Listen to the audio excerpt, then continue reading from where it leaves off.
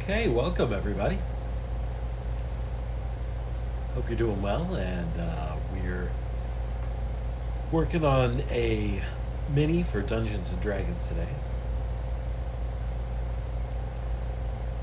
We're going to be doing Ezmerelda's wagon, and we started this the other day before we got cut a little short, so we're going to pick it back up where we last left off.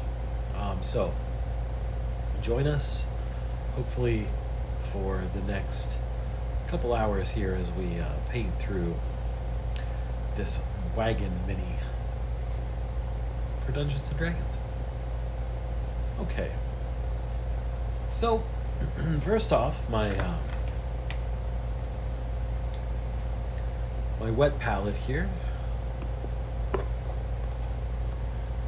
is, you can see what happens after you leave paints on it for too long.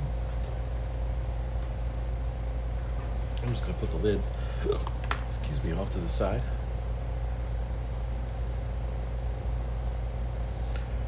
And get started here. Let me turn the volume down on the television.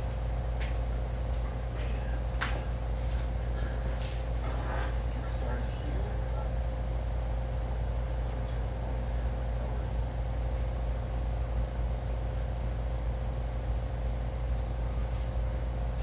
Okay, that shouldn't be too bad.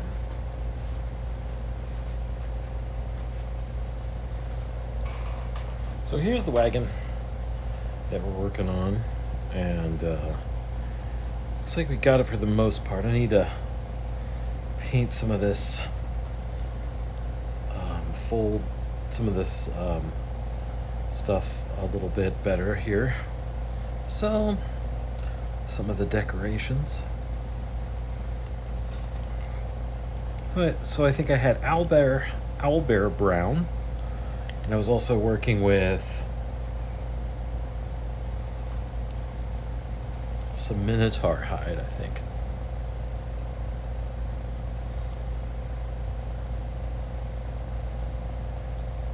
Oh hey, OG Skills 40, what's up? Good to see you, buddy. What's good?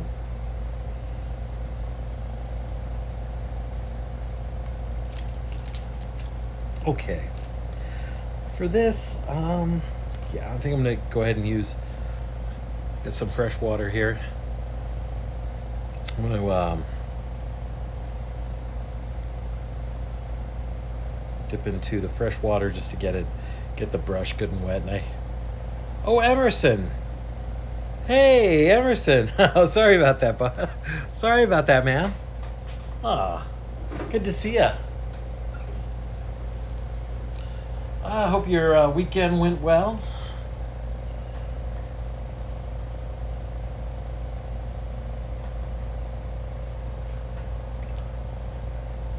Oh, good. Yeah. Just doing a little painting for Curse of Strahd. I would be painting for Storm King's Thunder, but I didn't want to have any spoilers for you guys. Didn't want to. It was pretty awesome, Possum. Oh, good. Did you go see a movie? I thought I heard you say something about maybe going to see a movie.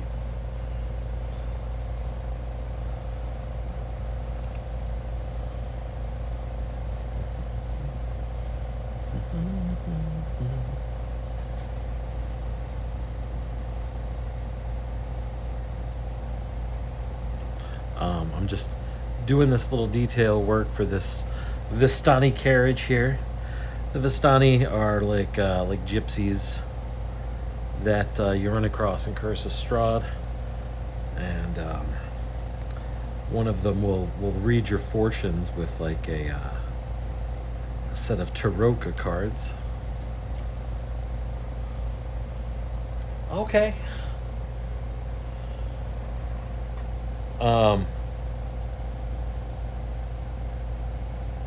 What'd you see?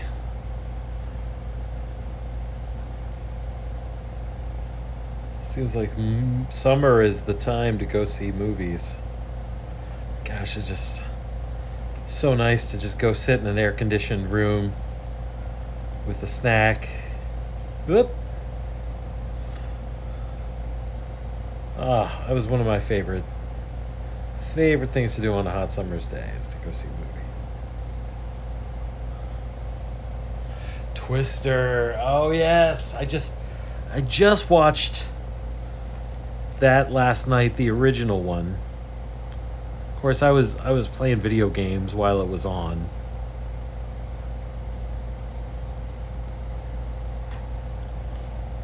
Oh, the drive-in. Yes, that's one of the best things about this area is that we still have access to a drive-in. Oh yeah, so perfect movie to go see at the drive-in.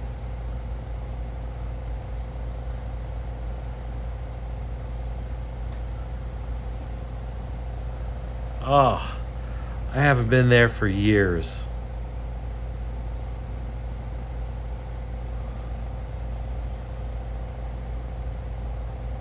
Tell you, the last time I went to go see a movie in the drive-in was the original Iron Man. Yeah, with you know, the Marvel movie that started the whole craze. So it's been a while. Hmm. So much fun.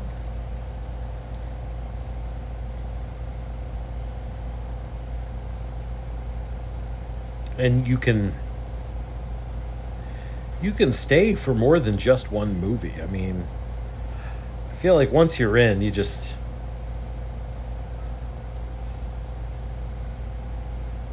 once the movie's over, you just go to the next one. Just drive over next door, see what's playing there.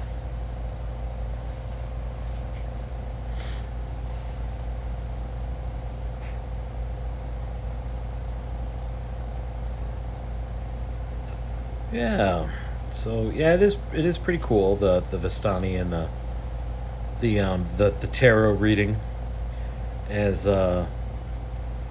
as the as the party's fortune is told in Curse of Strahd. It sort of determines where their magical items are going to be found and who their NPC recruitable ally is. So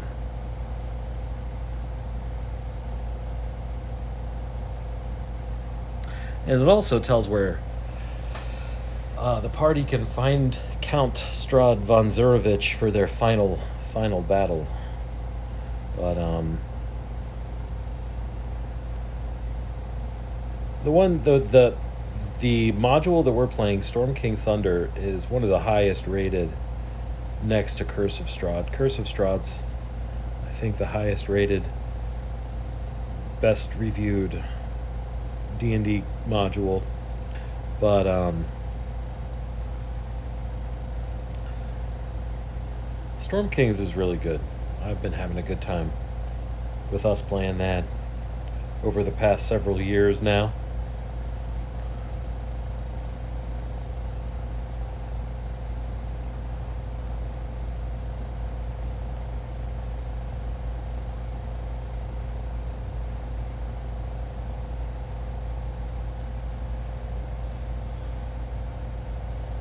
Yep.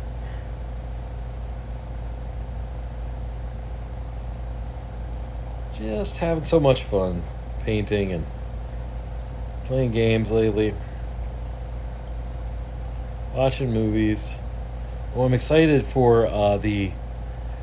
So you saw Twister. I'm excited for the new Alien movie coming out. Those are pretty scary, but I'm kind of a fan of the series. I like the director, Ridley Scott. So yeah, they've got a new. So I've been watching the old ones over again, and I really like Sigourney Weaver as Ripley. But yeah, Twister. Twister was kind of a horror movie too. I mean, to an extent, you know. it was just kind of a an action packed. The storm was the big scare. Oh yeah. Enjoy dinner. Yeah, no worries. I will see you after you get back. Thank you for coming in and hanging out. Enjoy the food and the family, and tell everyone I said what's up. And other than that, I'll just be here, and I'll see you soon.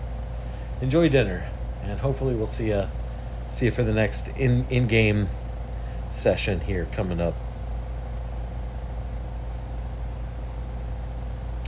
Yeah, one of my favorite movies I remember was Total Recall during the summer. I'm just going to keep talking here. Such a good memory.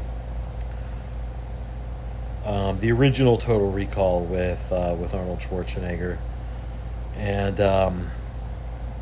it was he was like, I feel like Arnold Schwarzenegger was the summertime blockbuster movie king when I was growing up. There was always, it wasn't a movie, it wasn't a summertime movie.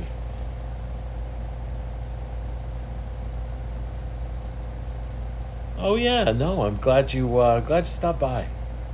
I appreciate it. I appreciate the company. Yeah, it wasn't summer unless an Arnold Schwarzenegger movie was in the theaters, and gosh, I'll never forget the summer that Total Recall came out.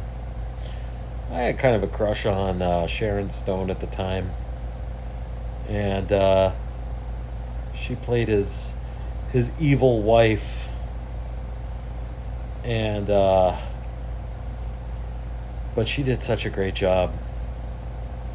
I remember thinking, geez, if it was me, I'd just accept the false reality where Sharon Stone was my wife and go back to sleep. I wouldn't fight it. It was like in the real world. In his dream, he dreamed he was like this secret agent on Mars, and then in the real world he was just, a construction worker. Married to Sharon Stone, going to work each day,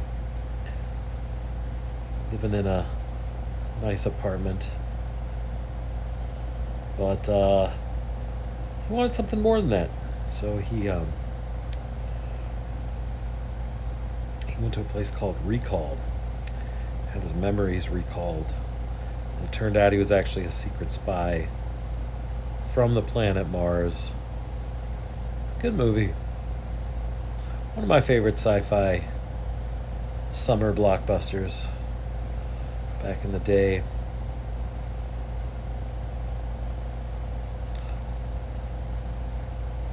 Definitely a mind bender. I like those. I feel like if it's science fiction, it should be a mind bender. You should have to wrap your brain around some sci-fi concept.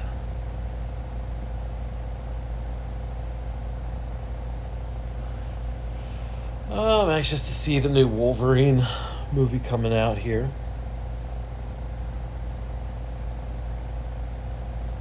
Or Deadpool Wolverine movie. I should say it's really a Deadpool movie, but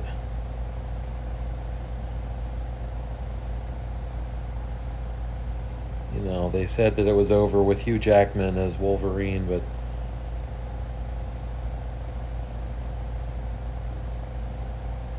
just can't have too much of a good thing sometimes.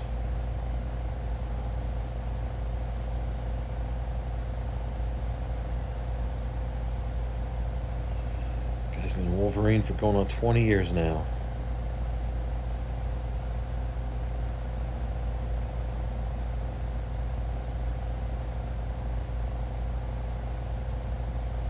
Hard to think of somebody else stepping into the shoes. I know they got to do it, but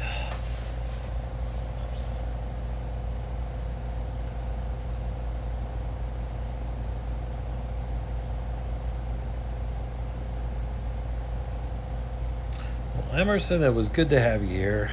I'm sure you're having a good time. hanging out with the fam. So,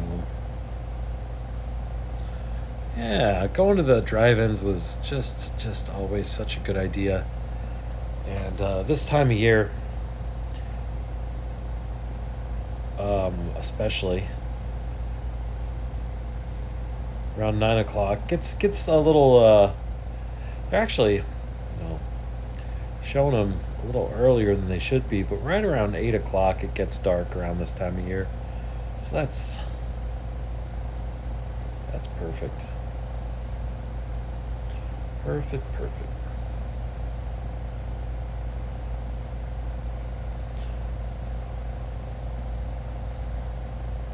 Okay. Looking pretty good. Got most of it here. A couple more spots on the wheels I need to get.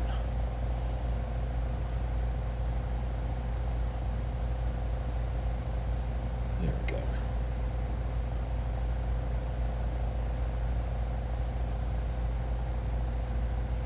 Yeah.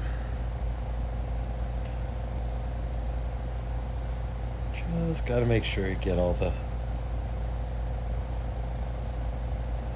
angles.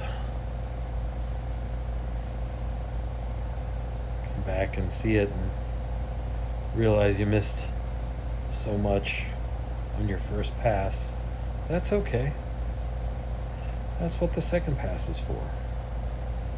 Possibly the third. Or the ninth.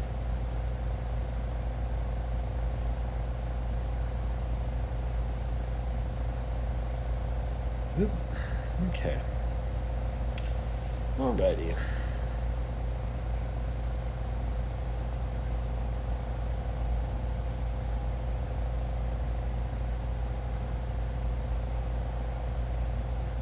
Get the rest of the little lights here.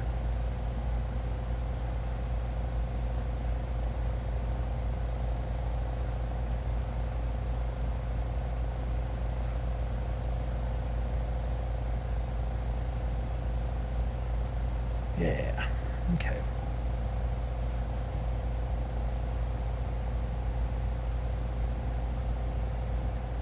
Get in here.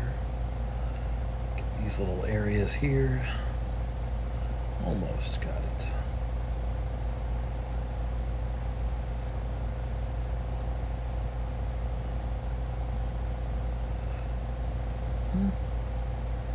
Some of these little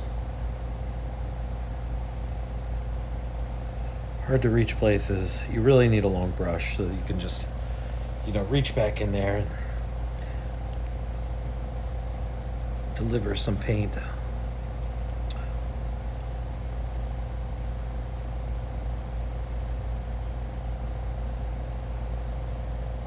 And I think might have to switch to a little bit smaller brush to do some of the details. There's like a hair or something in here.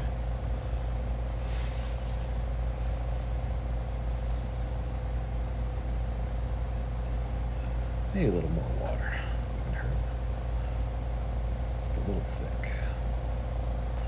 Paint is getting a little thick.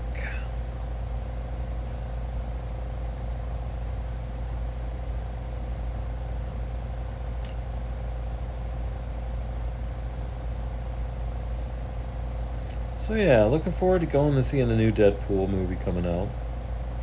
I'm sure that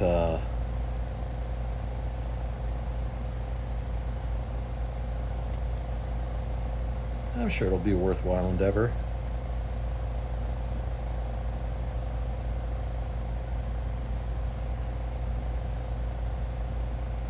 And the new Alien Covenant. Boy, I wish they'd make a. I hope they make a sequel to the D&D movie. I know I've mentioned it a few times on other painting videos, but really enjoyed the D&D movie.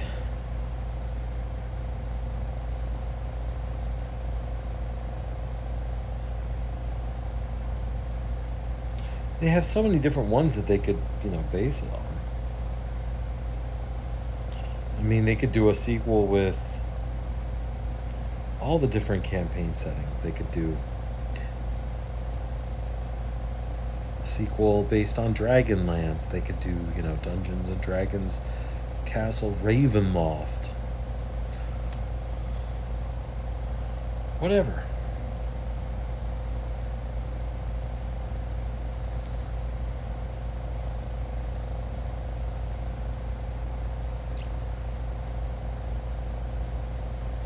Okay.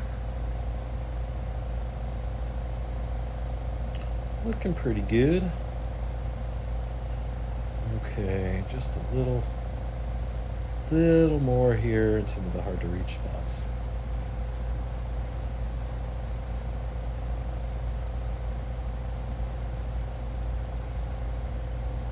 Okay. All right.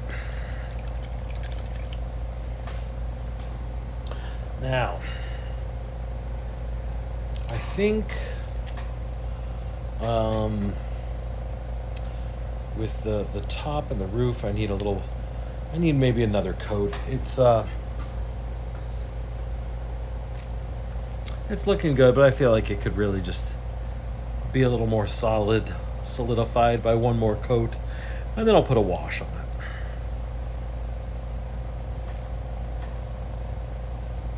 So again, here's the vampire garments, and I'll grab a brush that I can do some fairly good coverage with. I like this number 6 brush here. I can get some fairly good coverage with that. A lot of surface area here. Mix it up good with some of the water that's already here, and just go to it here.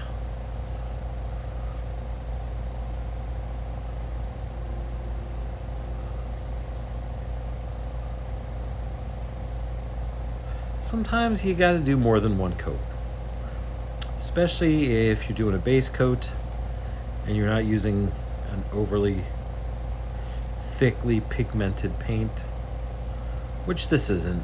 This D&D line, great for D&D, getting your minis to the tabletop. It's not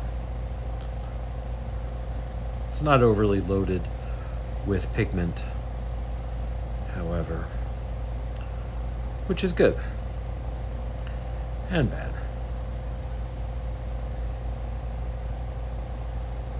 Gonna have to do several thin coats sometimes to build it up.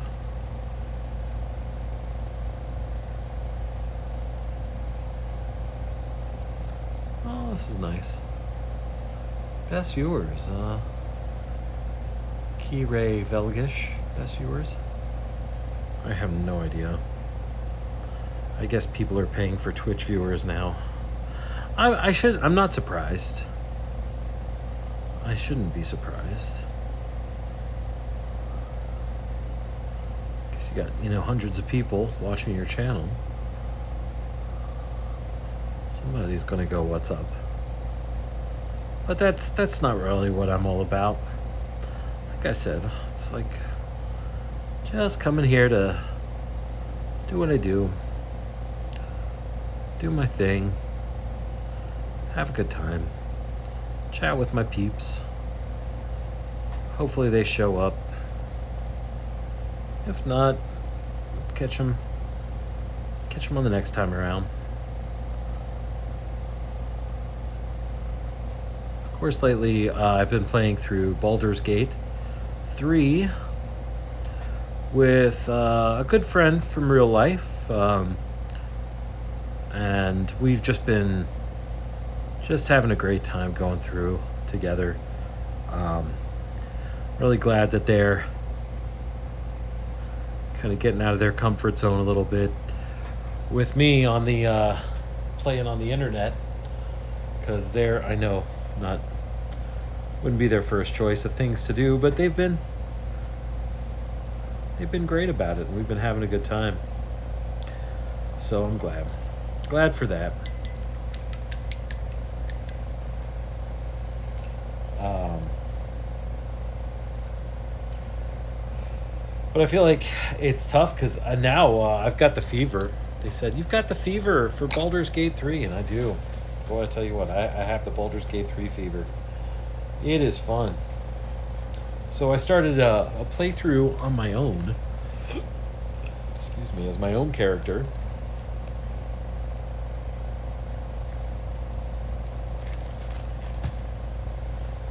I'm sorry. Not saying that my character in their game wasn't my own character. Of course they were my own character. It's just more so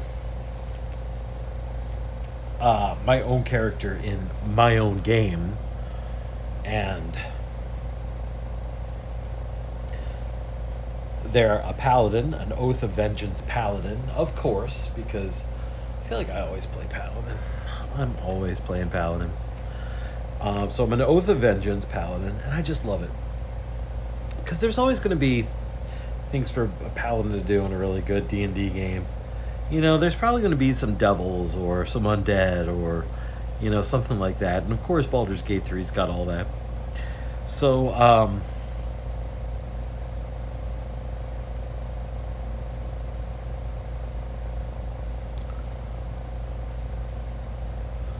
Oath of Vengeance paladins are,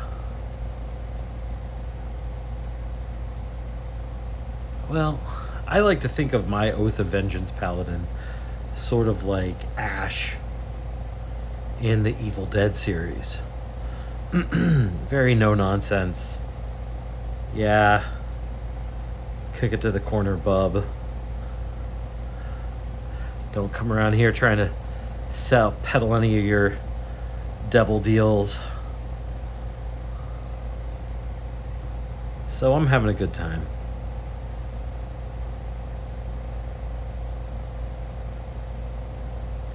And I feel like one of my favorite anime series, Berserk, the main character is kind of based on the Dark Knight, of an Oath of Vengeance paladin, sort of. Maybe not so much at the beginning, but as their character develops, they definitely become an Oath of Vengeance paladin. The Dark Knight. So, and I feel like the main character in Berserk, you know, you kind of squint a little bit, and it could almost be Ash from Evil Dead.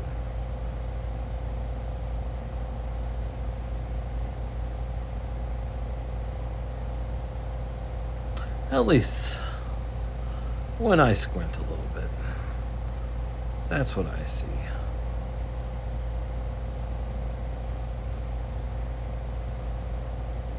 I always loved the Evil Dead movies. I remember Evil Dead 2, going to a friend's house, seeing, I think it was like after school one day, and it was a Friday, so there was nothing to do for the rest of the night, and kind of that feeling of just kicking back before the weekend. And they were so excited about Evil Dead. They had it on, I think, like VHS from the video store. So we watched it, and wow, it was just, scary and funny at the same time. And it was great. It was the first time that I think I've ever kind of experienced that mix of both scary and funny. And it's good. It works.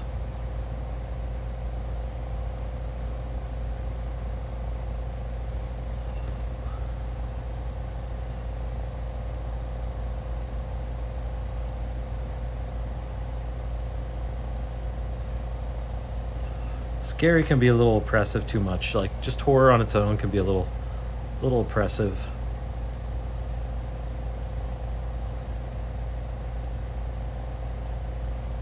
Let's bounce that out with just a touch of humor. Got just something sweet. One of my favorite example, or one director I feel like that always did such a good job with that was Peter Jackson, and the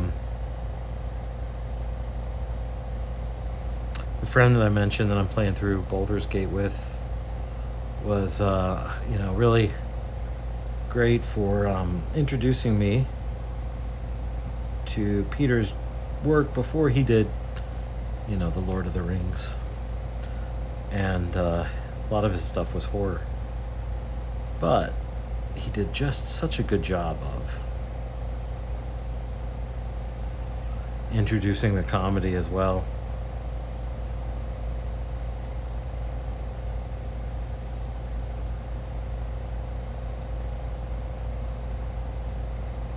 One of his movies was The Frighteners with Michael J. Fox.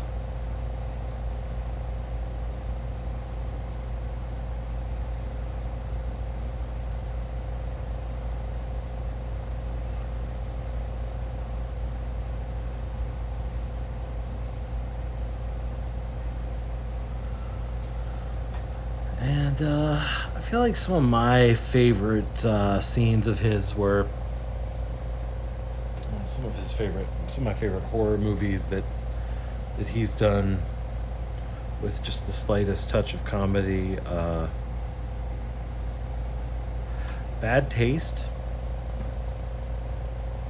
and Dead Alive, both of which, again, were my friend had introduced me to.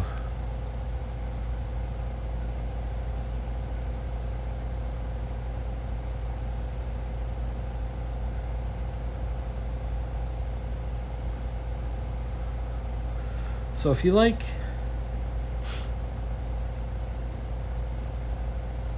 Peter Jackson's work in Lord of the Rings, give Bad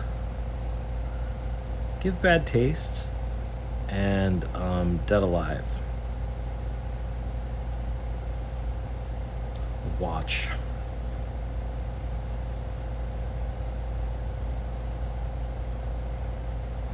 If you can.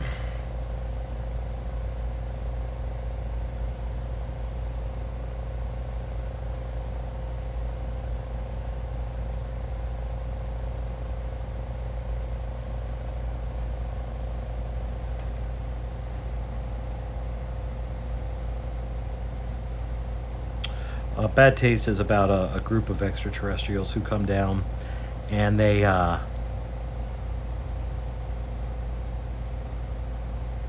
of taking over a small village in New Zealand.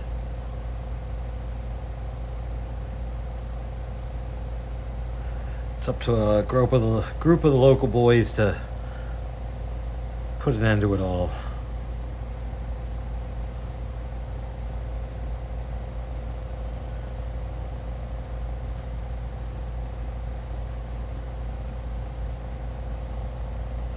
Just like you'd expect from kind of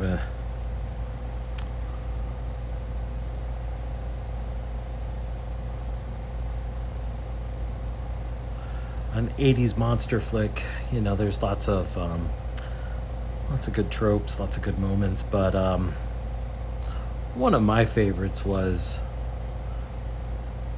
they go into this house where the alien cultists are, and they've got it's dinner time, and they've got this bowl of vomit that they're passing around, and you see them hold up one guy by the legs and vomit into this big bowl communal dish, and they start passing it around, and of course the aliens look just like normal humans, so they don't see the boys who are desperately trying to reshuffle their place in line as to not get caught with the bowl of vomit. And one guy, finally, it's just, it's over. He's shuffled out of place 3 or 4 times and went down the line, and and it's done. There's no place left to go, and the bowl of vomit comes to him, and he kind of has a apprehensive look on his face until he tastes it, and then he's relieved. It's not that bad, and he goes back in for a second gulp, but they take it away from him.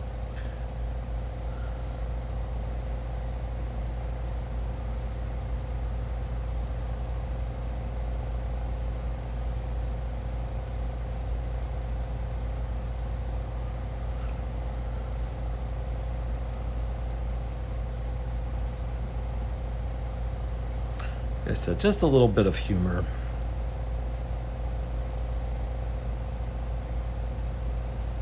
With the horror.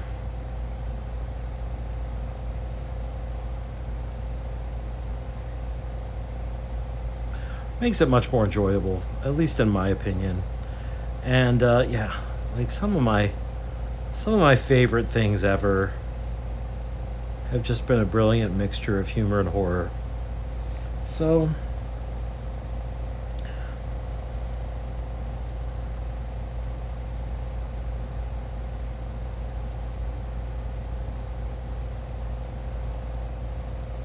trying to keep that in mind as we begin this campaign.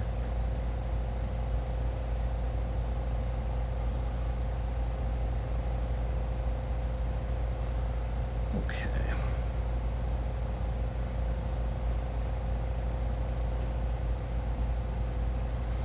All right.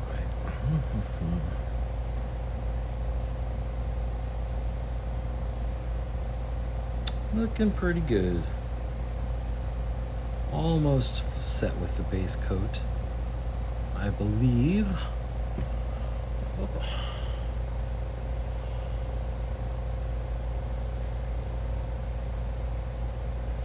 Okay.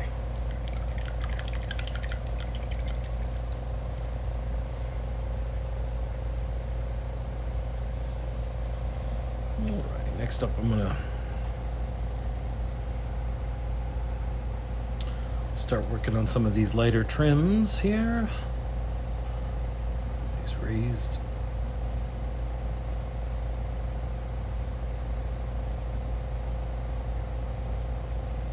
These raised areas.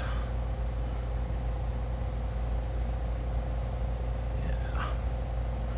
Yeah, that looks all right. That'll do. Just working along here. I'm hopefully going to get this done before the fall.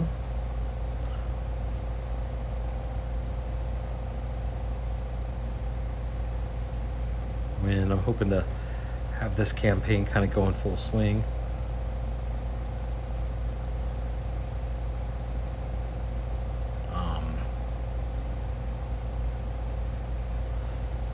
So far we have a Warforged,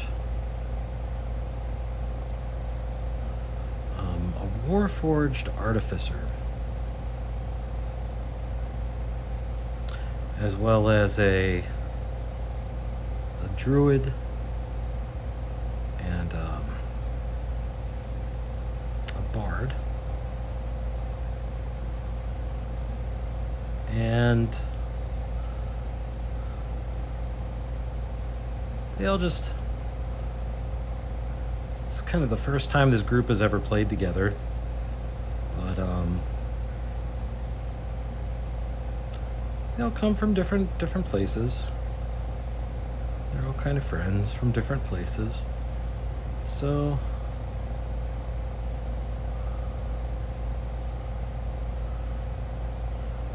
it's tough sometimes. You don't know how. You hope people are going to get along okay, And so far, this group seems like they're going to. They have some good coherence already. So we shall see.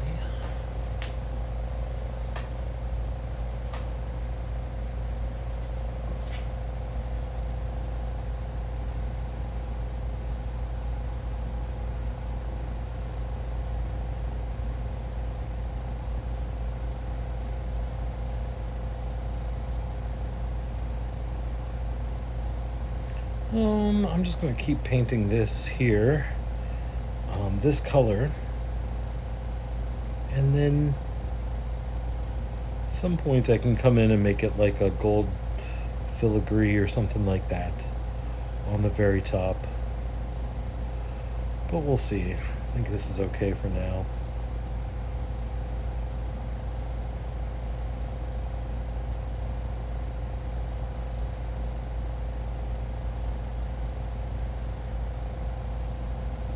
Yeah, this is the Minotaur hide. And like I said, the kind of a previous video, I'm using these because they're sort of the official D&D line paints, and I'm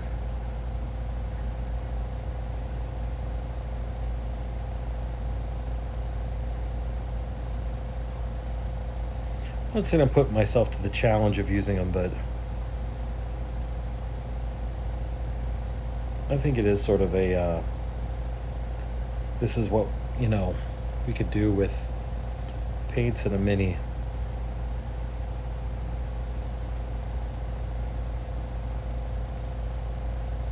This is how you do it.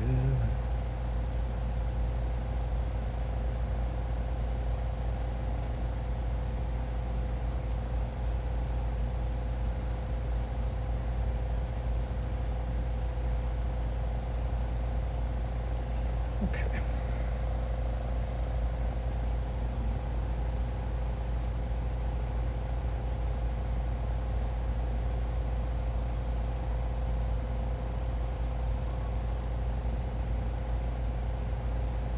Sorry, sometimes I'm just getting so relaxed as I paint here. I just kind of slip into another land.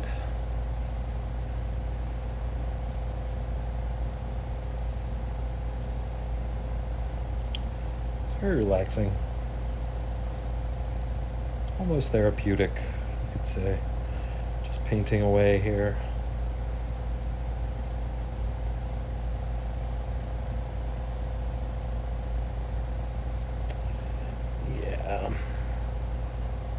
But there's there's a whole other aspect of D&D that comes together when you play with your friends, or when you're playing a live game, that I think kind of comes out a little bit in Baldur's Gate 3 too, in the multiplayer.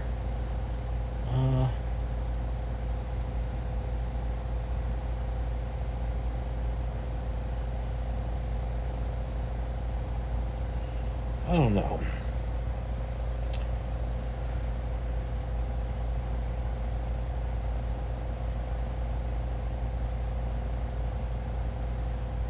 It's nice to feel like you can cut loose with your friends a little bit and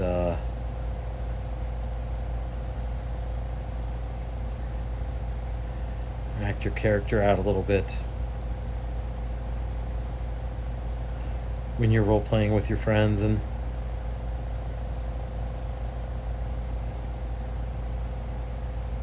pressure's on a little bit more when you're playing with people that you don't know.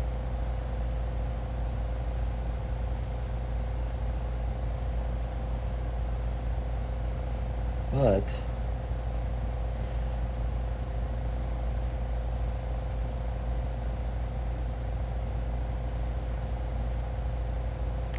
I'm finding that there's a little room for that even when you're playing Baldur's Gate 3 online with a friend. As you're playing your character, I realize that they don't voice the dialogue for your character, so it's kind of up to you. And I thought that was kind of fun.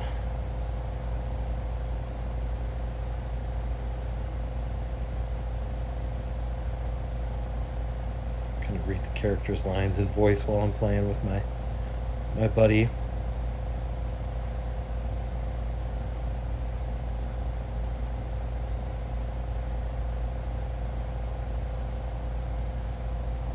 And I feel like, if I flub up or don't get the line right, what's the What's the harm?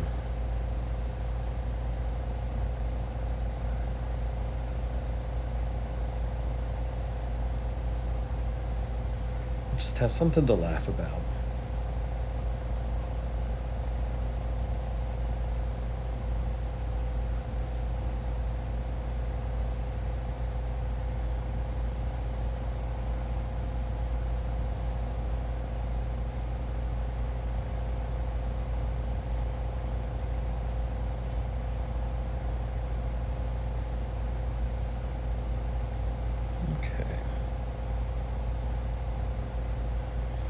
Looking pretty good there.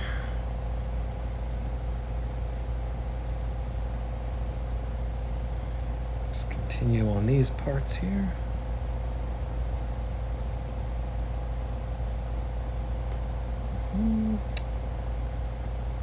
Just slow and steady.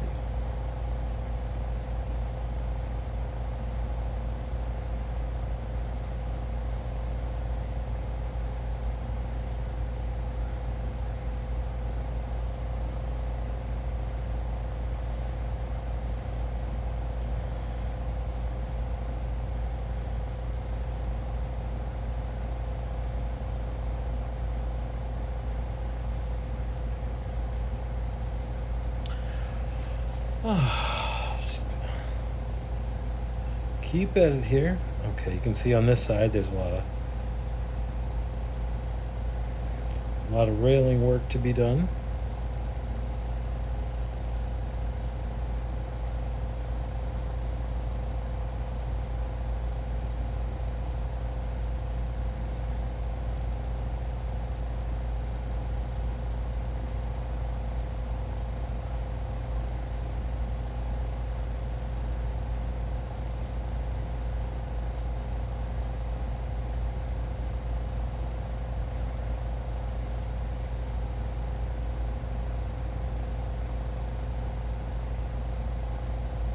And this is a lot of back and forth work, you know. The truth of it is sometimes you put down a color of paint,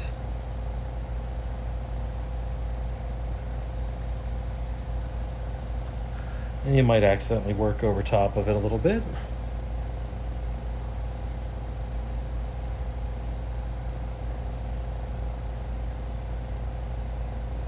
And you're just kind of going back and forth. You might go back to the original color again.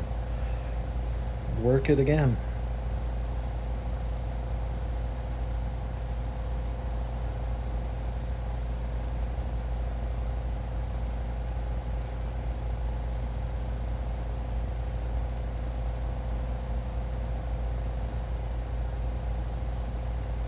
One thing I find is that you got to keep it in mind all the time that you're painting a three-dimensional object.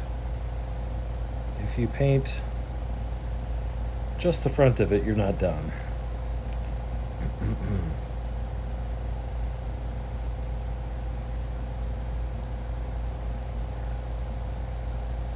After you're done painting the front, you still usually have one or two other sides that you got to go and paint.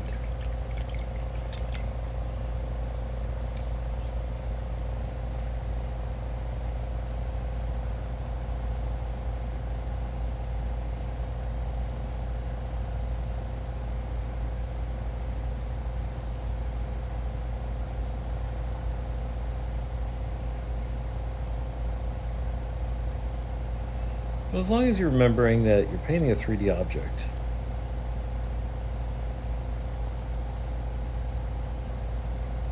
it's going to look pretty good. It's going to come out all right.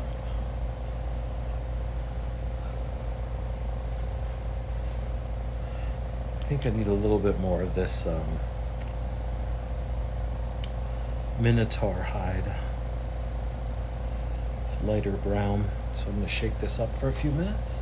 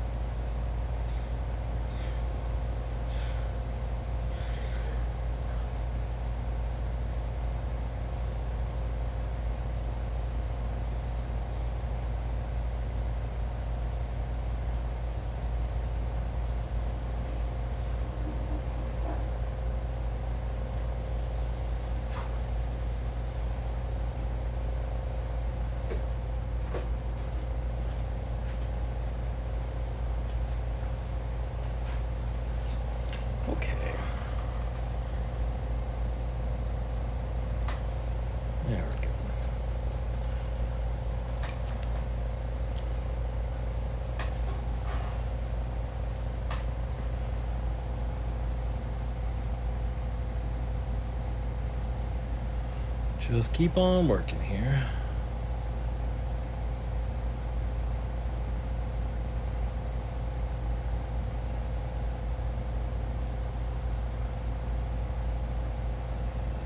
Yeah.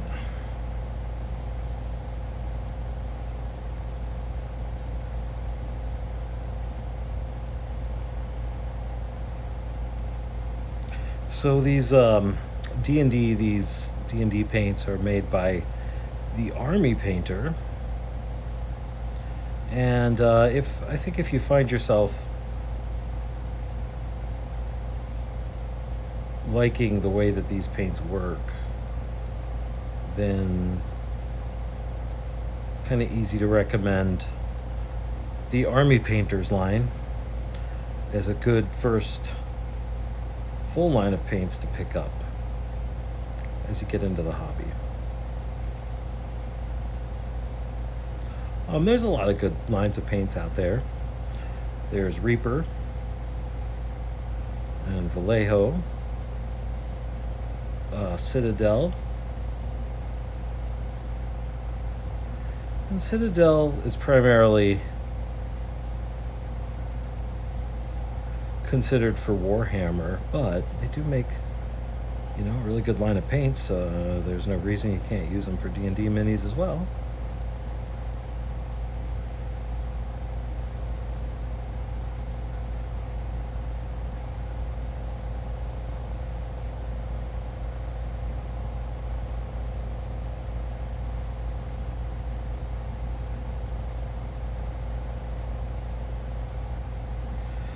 Yeah, again, just trying to remember your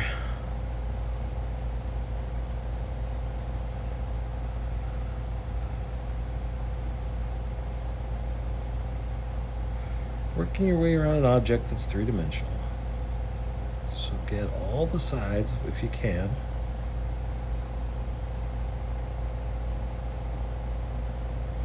And if you do, it'll just kind of look better in the long run.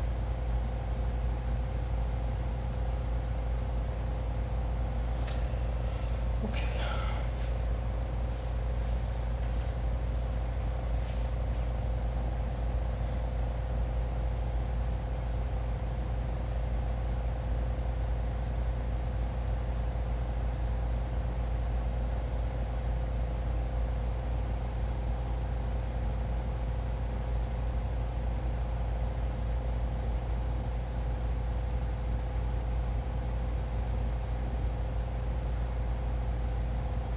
Hmm.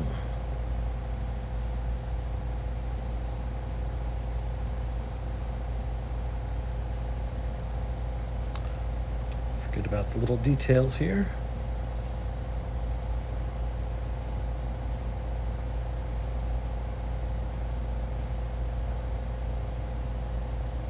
There we go. One more here. Okay.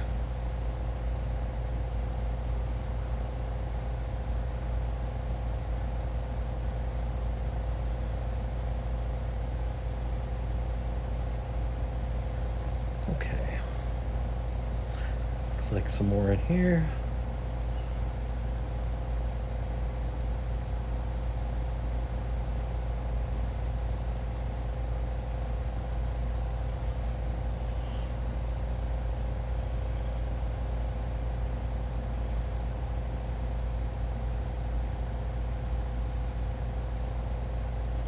Yeah, nothing like enjoying summer blockbusters.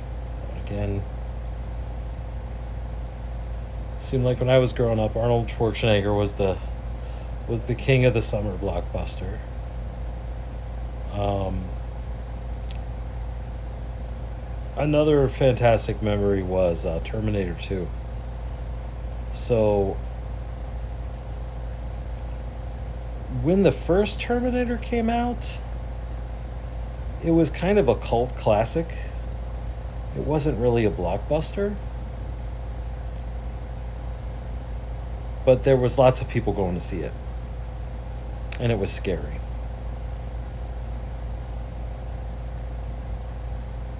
I think, it was like the red-eyed, menacing robot was was artificially intelligent and coming to wipe us all out. There was something real about it, that was a real fear, even for back in the 80s when there was, God, there was no internet, let alone AI. I mean, shoot, nowadays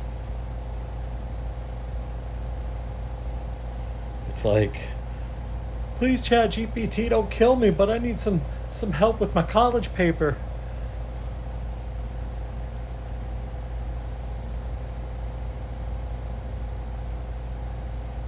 Now it's getting ready to go down, you know what I mean?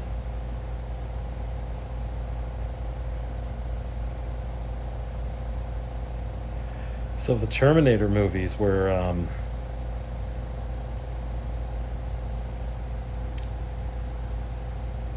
like I said, they were kind of a cult hit.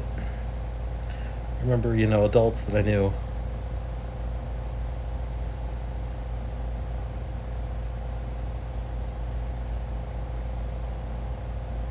kind of similar to Otto from The Simpsons, who were like, "Hey, let me tell you about this movie, The Terminator,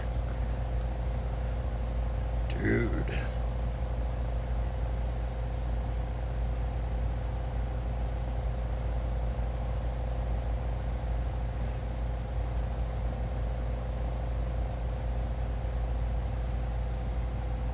I kind of remember them describing in detail how the outer layers of the Terminators were covered with real skin.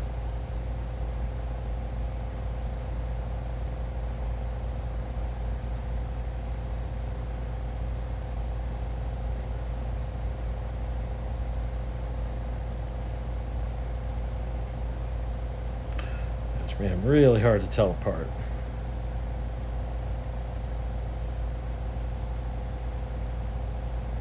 What a great idea.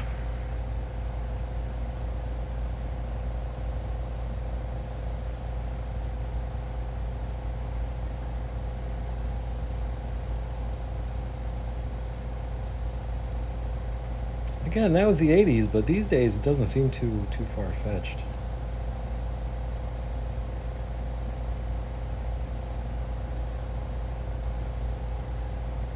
Like, they're 3D printing steaks for people to eat nowadays. It's not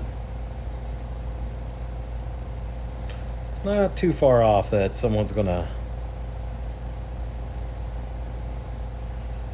print out a face mask for an AI, and next thing you know, it's gonna be looking for Sarah Connor. But we'll see. We'll see.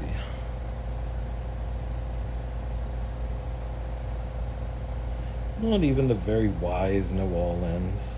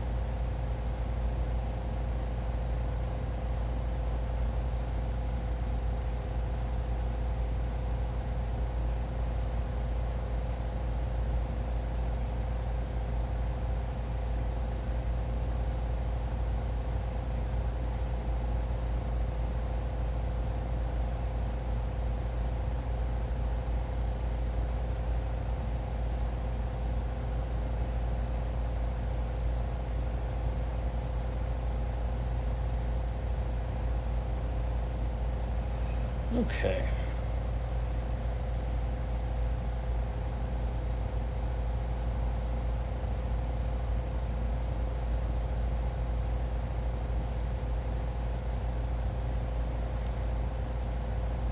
A little detail work up here.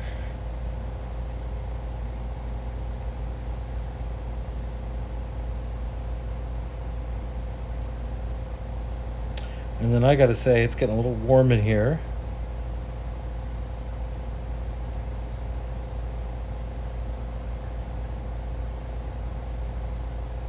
Painting in my garage in Sacramento in the middle of summer. It is a little warm at times, but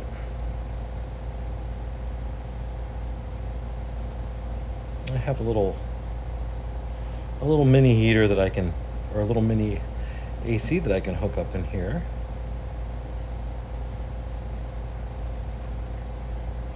And it just uses ice cubes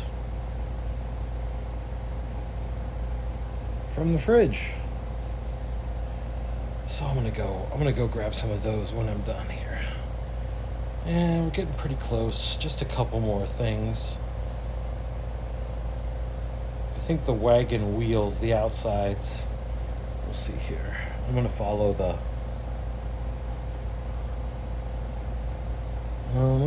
pictures as best as I can, but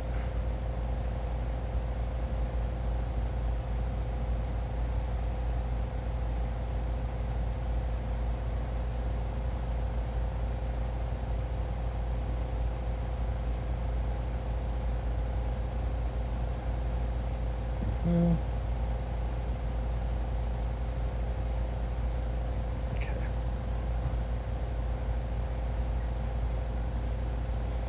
All right. Ooh. All right, I'm gonna go grab some ice for my fan. Ooh, get it on here, turn it on, get it going. Oh yeah, like heaven. And then turn the mister all the way up. There's a little water in there, but boy, that ice water will make it cool quick. So I'll be right back. Don't go anywhere.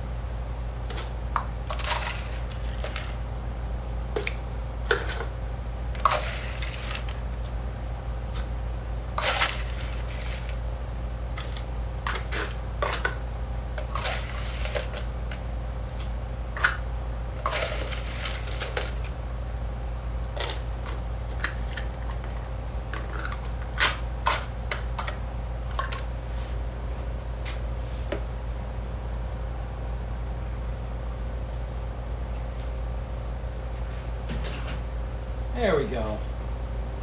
Oh, nice cool mist coming out now. That's much better.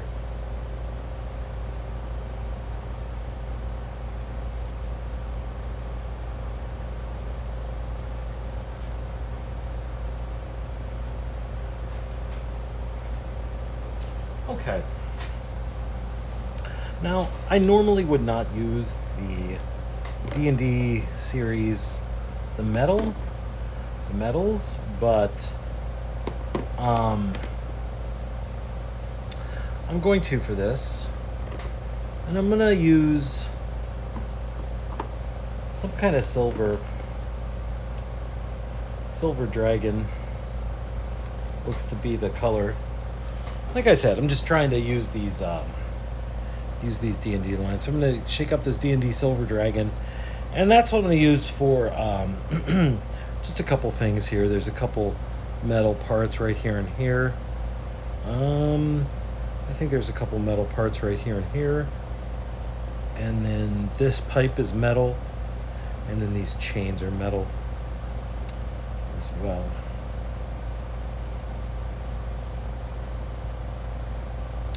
Possibly right here in the middle of the axles. So not a whole lot. Excuse me, just a little. Just a dab. And then I'm actually going to use one of my D&D starter brushes here to put this on. Boy, this thing is in bad shape. It is so wobbly. I'm going to start with these here.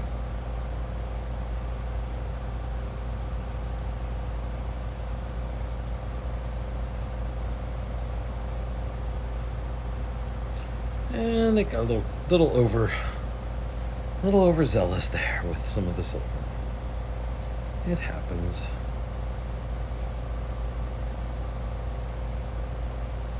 I will say though that the metal paints are normally the ones that you don't want to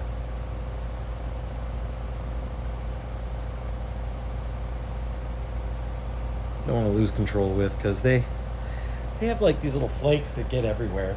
Excuse me.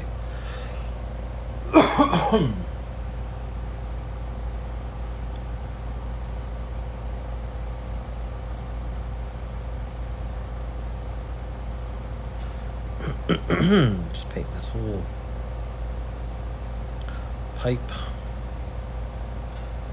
metallic.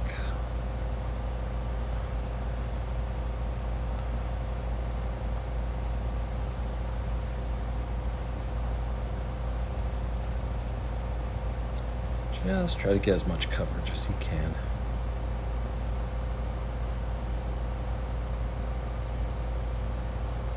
And then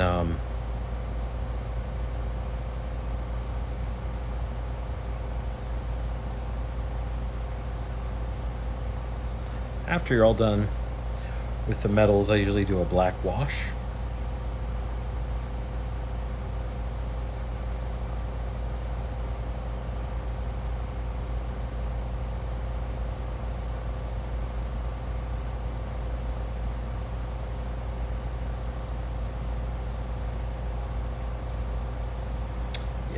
These are definitely not the most convincing metal colors here in the Nolzur's Marvelous Pigments, but you know, whatever. They're doing it. They're doing all right. They're doing a job. Okay, now I'm gonna get this fence real quick here, or chain.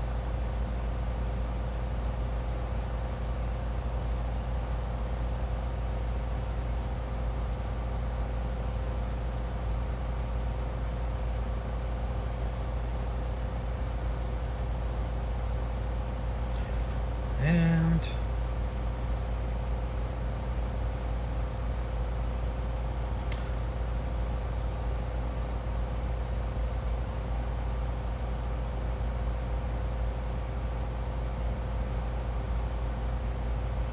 yeah,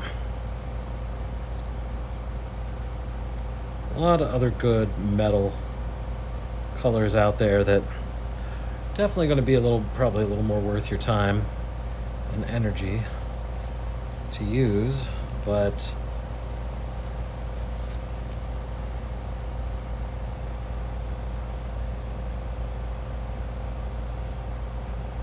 I might do a little patch up there.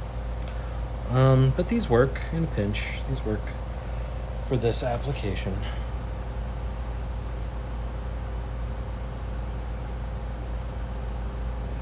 And more these days, I'm just trying to get these minis to the table. Like during COVID, I was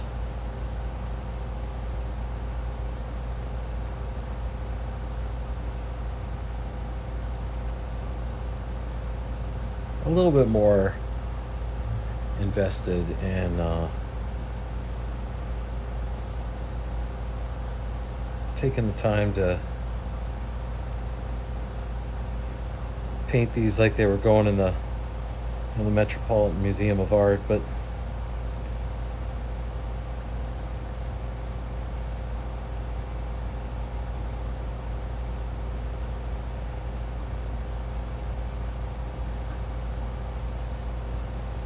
these days it's just all about getting them on the table, painted.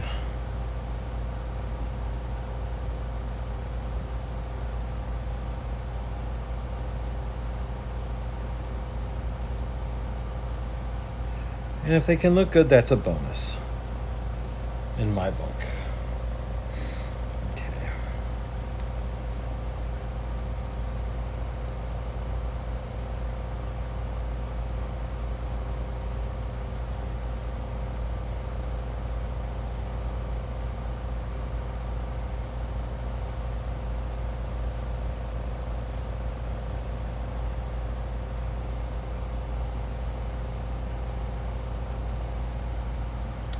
Yep.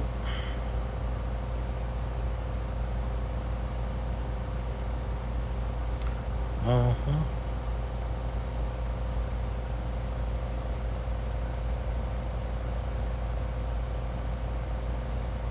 There we go.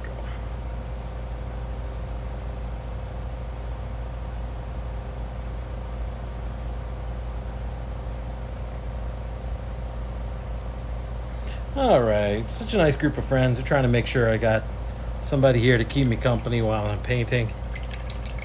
Even though they have their own things to do, own places to go, I sure do appreciate them. What a great group of people. Okay, I see that my wet palette is peeling up here. Just gonna put a little more water. There we go. That should do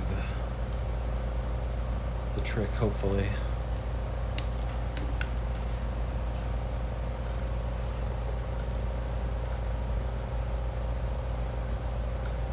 All right. I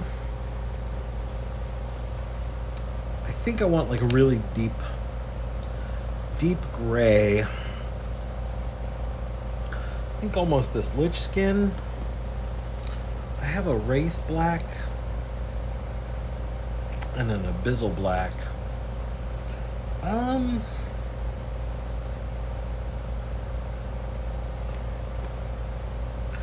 just thinking about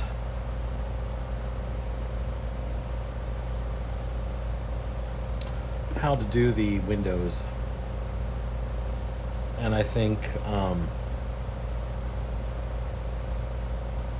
want to start with a really dark gray.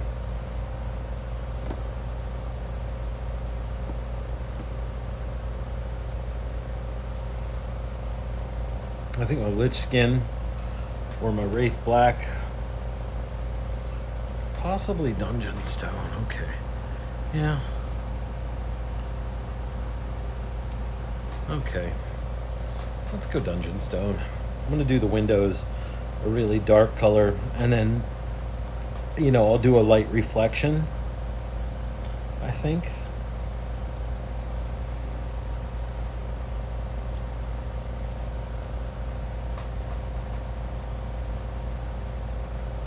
We'll see how this looks.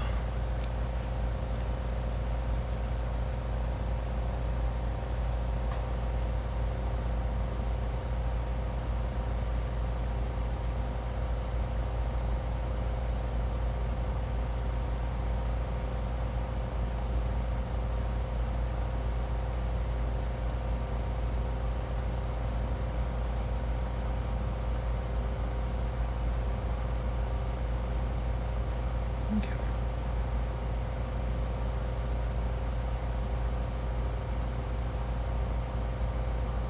I think that'll be all right.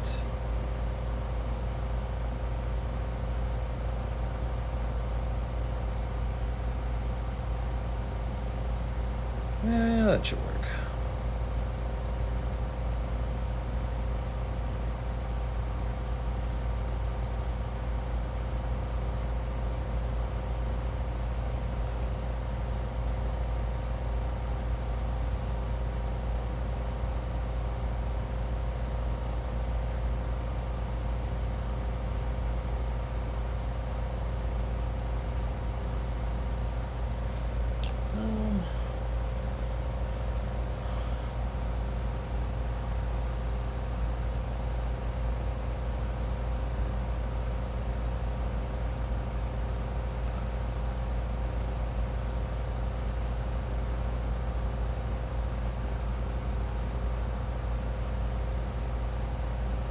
Yeah.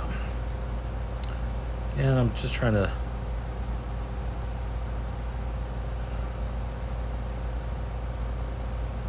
put a dark color in here at first to build up with a reflection.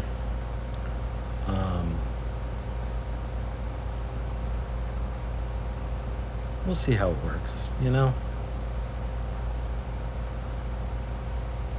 If anything, I'll have a video reminding me of one way I tried.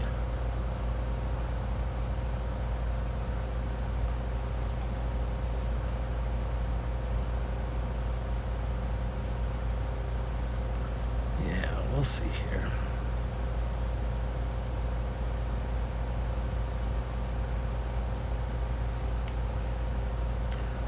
Yeah. I'm gonna do it up here. I think I'll use a bigger brush.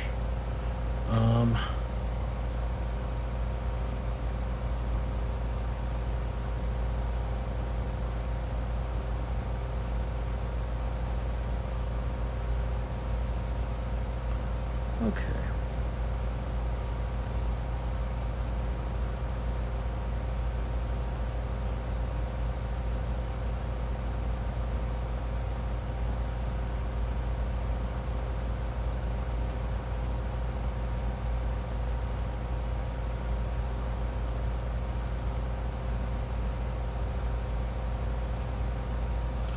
Okay. There we go.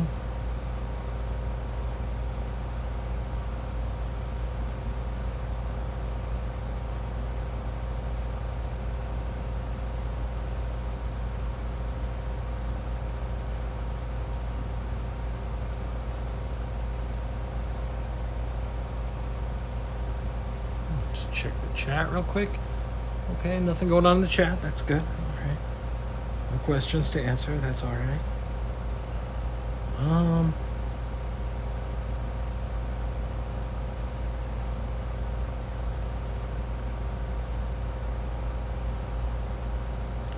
I appreciate everybody just being so quiet in the chat. Just holding all your questions.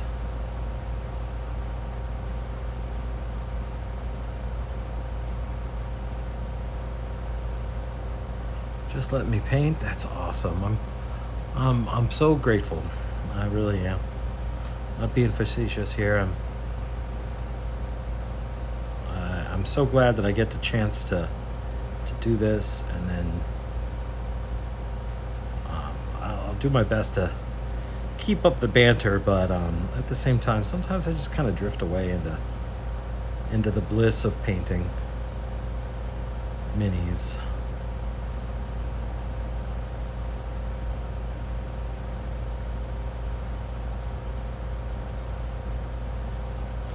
Especially with this, like I said, we got, put my finger in that metal paint up there. We got fall coming up soon. And the way Curse of Strahd got started was like a D&D game that the creators of Dragonlance, I think, would do every year. They'd have like a vampire themed D&D party.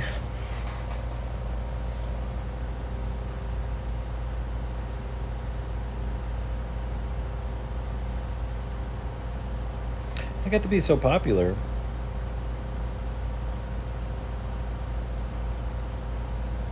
that they made a module called Ravenloft.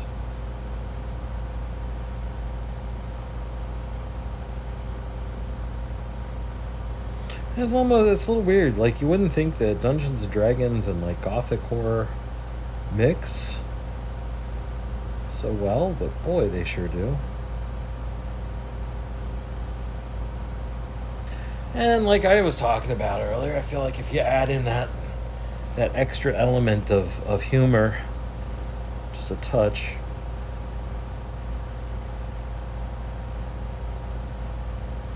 Even better.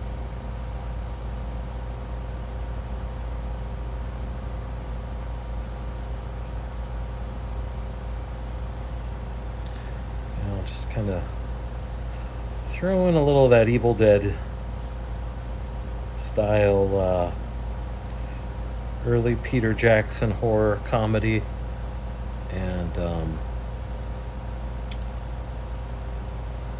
just one of the most enjoyable ways to pass the time.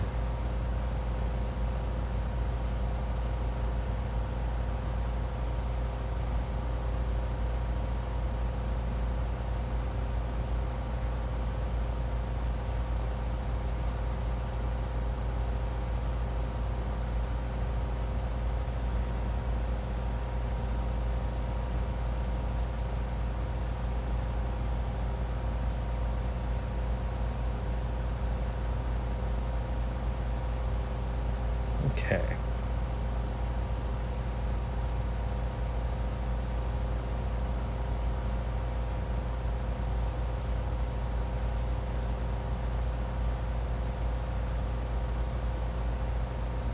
Almost all set.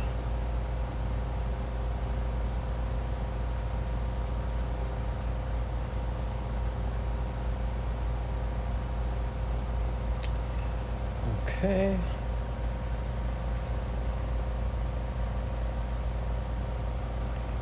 Windows on this part. Get a little water here.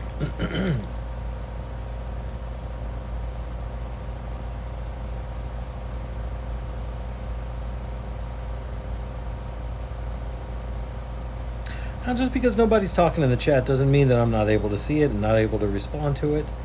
And please feel free, even though I was making jokes about it earlier, please feel free to, if there is anyone out there in the chat room at the moment, if you got a question or something you want to talk about, feel free.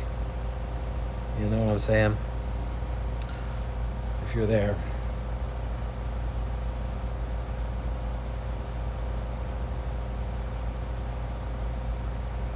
Okay.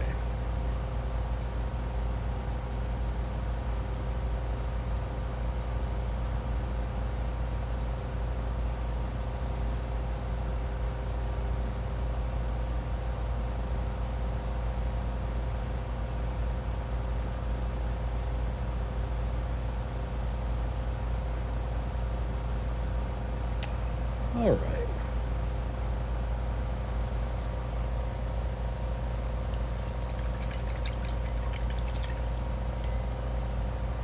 Now, the only thing I really have left is the curtains. And the lights, I think I'm going to leave for the time being. So let's see here. Let me just look at what color. If I look on the old interweb here.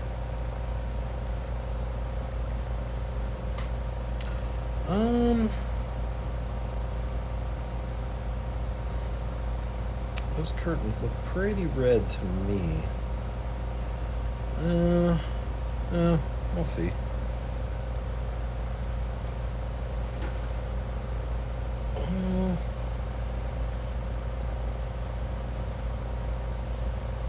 All right.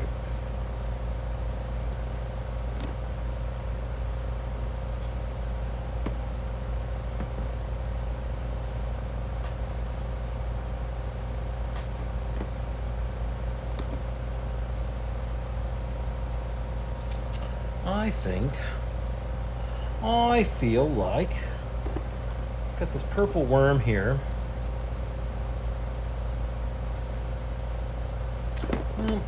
How about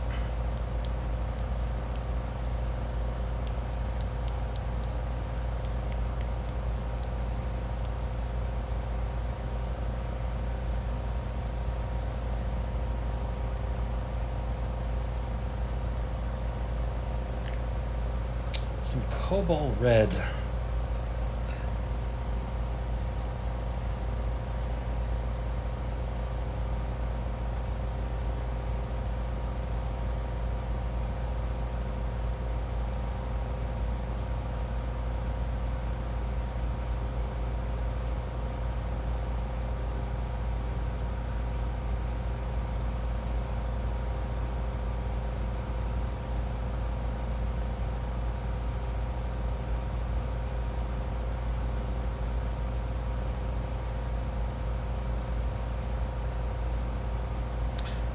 That's rather lovely.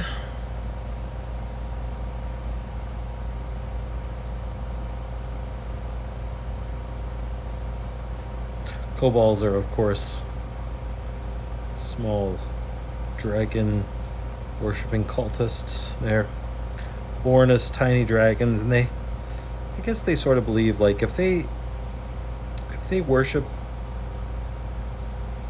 properly while they're here, do everything right,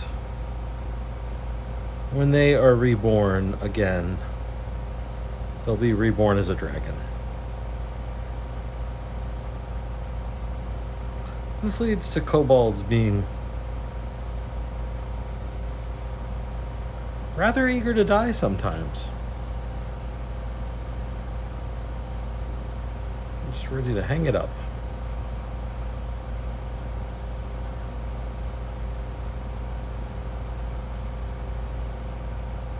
It's just game over. Put in another quarter. Try it again. All right.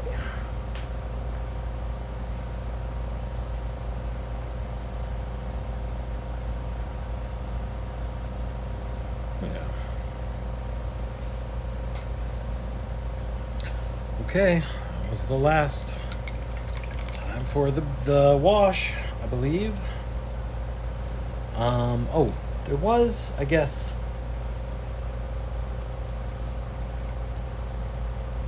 this bronze color around the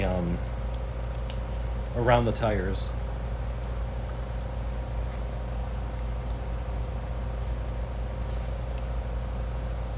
Yeah. When I looked at it, there's like this bronze on the outside of the wagon wheels, and maybe even up here and back there. So we'll go ahead and put that in.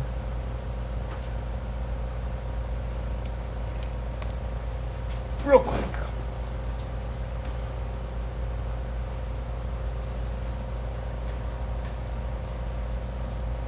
Okay.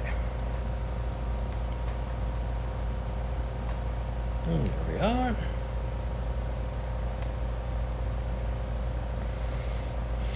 And then maybe brush with a little bit of coverage here. This is number 2.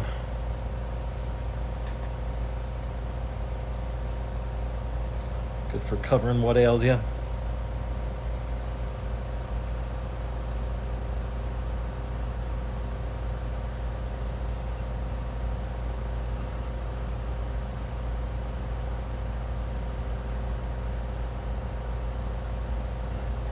All right.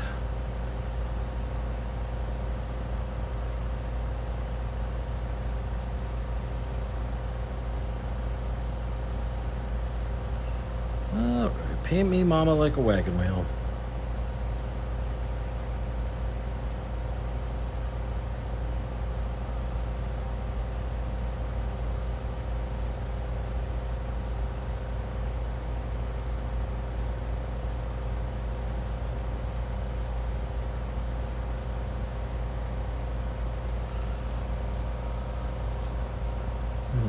Okay.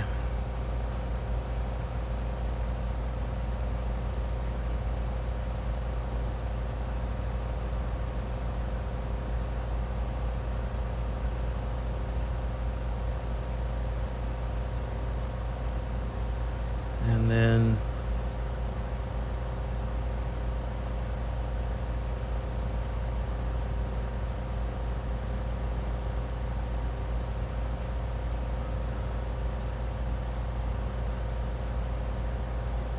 insides as well here.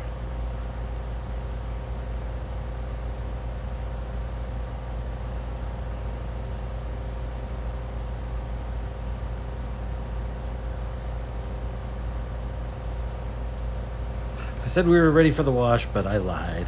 We are almost ready, though. Almost ready.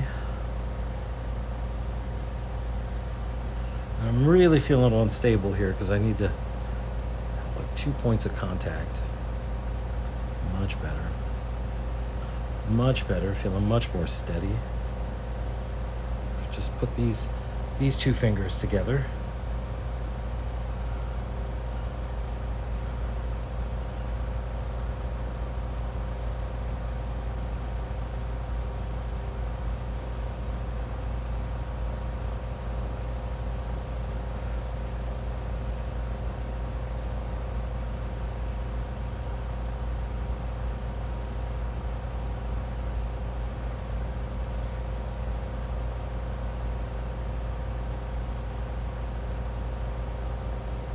Okay. Try to get both sides here.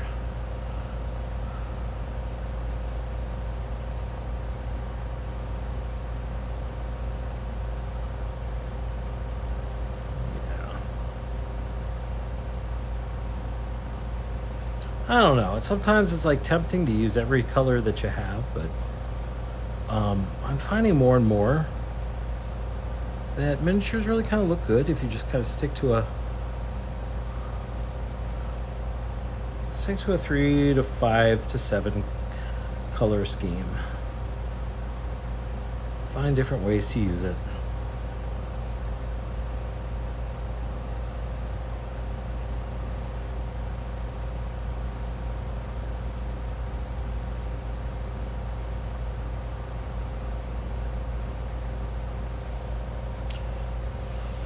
Okay.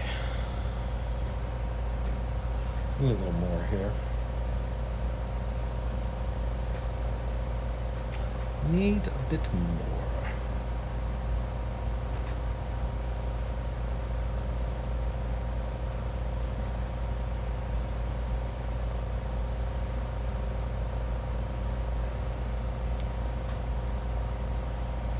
Okay.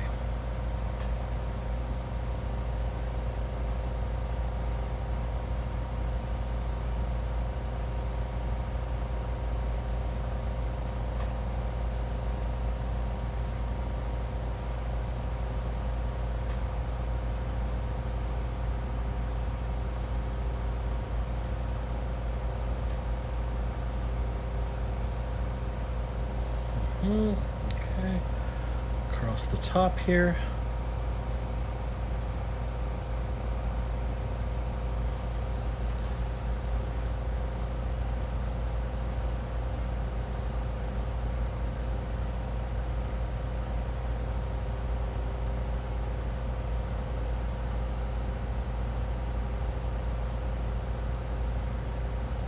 Okay.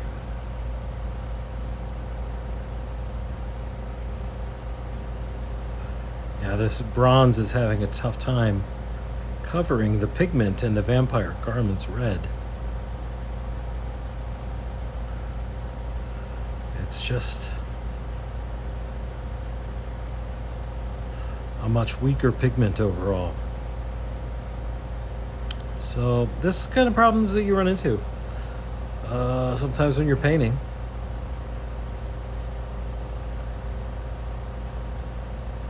So you can do it. Sometimes it'll just take 2 or 3 coats. So you finally get it, but it can be done. Go on this side now. I don't know if you can see that, what I'm talking about, where the bronze is just, whoops, got outside the lines there, just barely going over the red.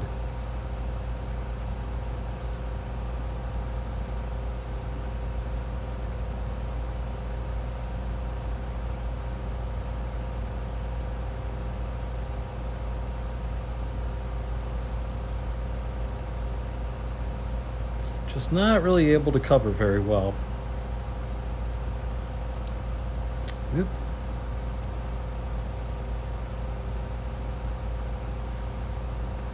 Might take more than 1 coat. Oop.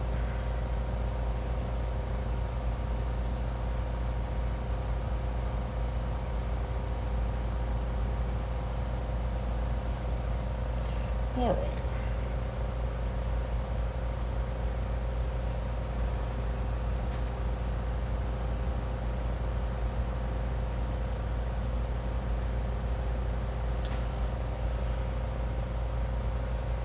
Wash my brush out a little here.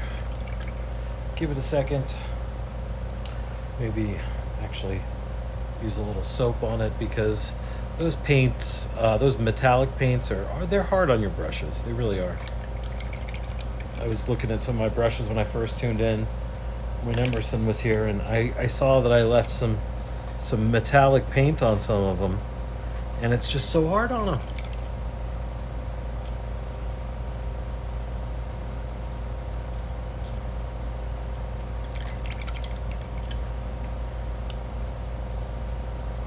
Okay. All right, now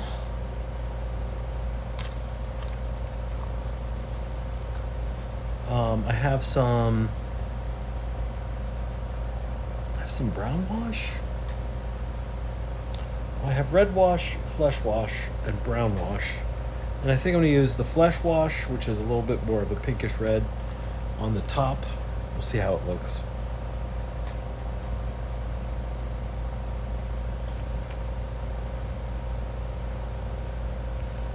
And from my number 6 here for my excellent coverage. But yeah, let's just see here.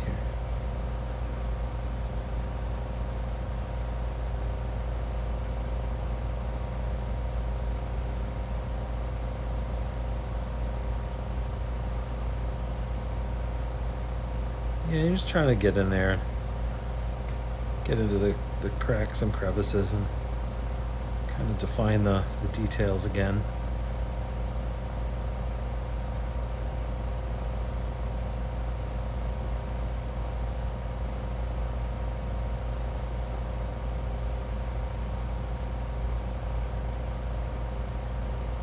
Yeah, looks good. Try not to keep it from pooling too much. Kind of keep moving it around.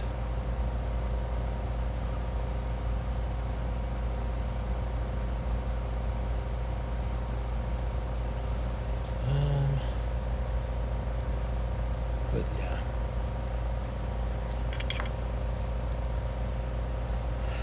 Okay, a little more.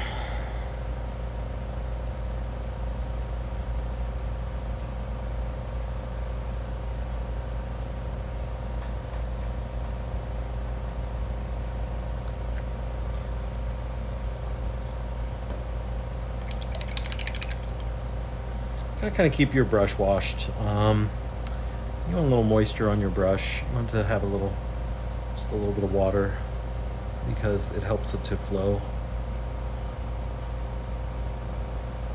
You don't want to just keep dipping it back in the wash because your brush starts to get kind of sticky, to be honest. It's very syrupy, the washes, and they can kind of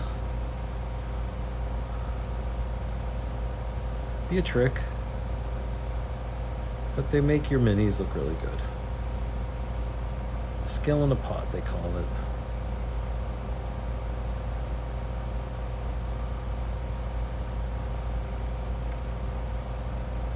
Okay.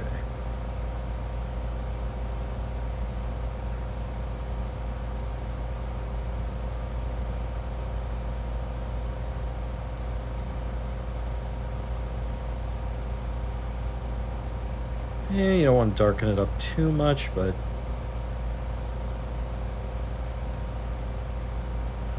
it's okay to have some spots where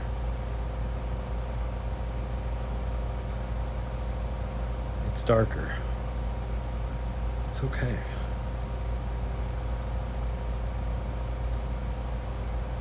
It really kind of takes a hit, a pretty big hit, when you put the washes on, but after they dry, then you want to go back in and reestablish the base coat color.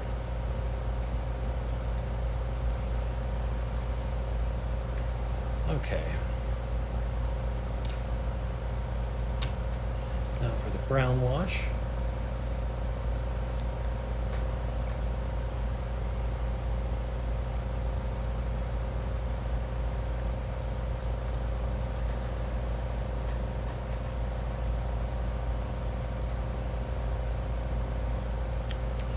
And I'll go ahead and, like I said, get some water in my brush here.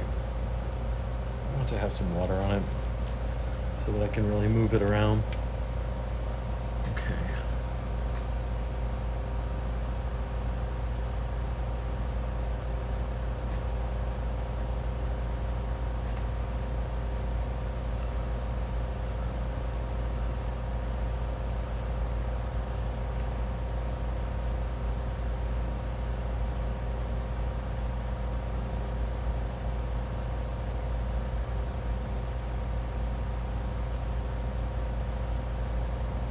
Same deal, you're just getting down into the cracks and crevices as best as you can.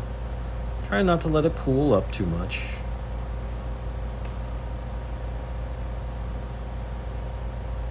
And it helps to define the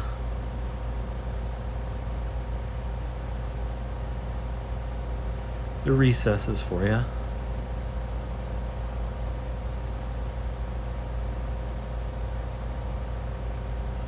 Does a nice job.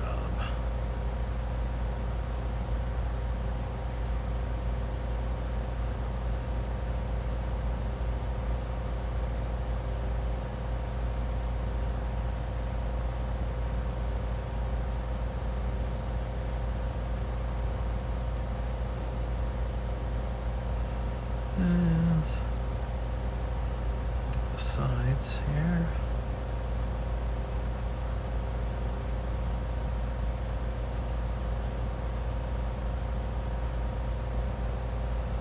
Just want to keep it moving. I like to move it, move it.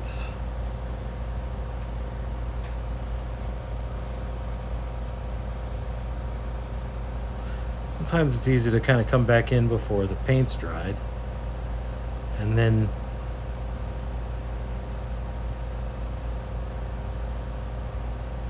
you're pulling up all the hard work that you did when you painted it. It's really easy.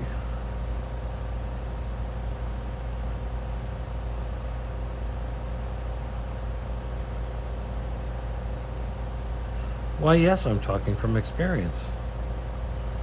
Many a times I've not given the wash or the base coat enough time to dry. And I come right back in here with this wash because, let's be honest, this is exciting work. Putting on the wash.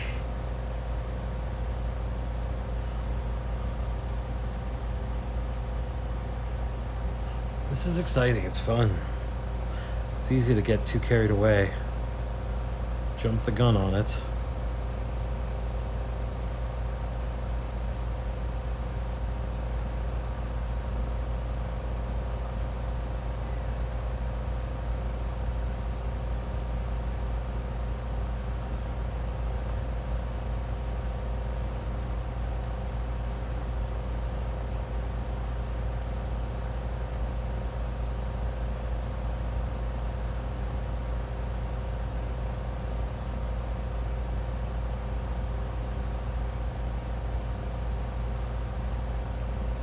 Skill in a pot.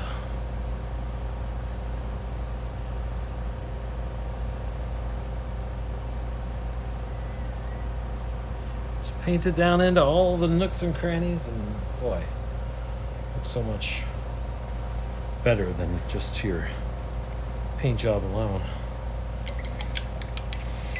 See, it's already starting to kind of dry here on the top a little bit. And you can see it's getting down into those nooks and crannies and making the red, really like a dark red.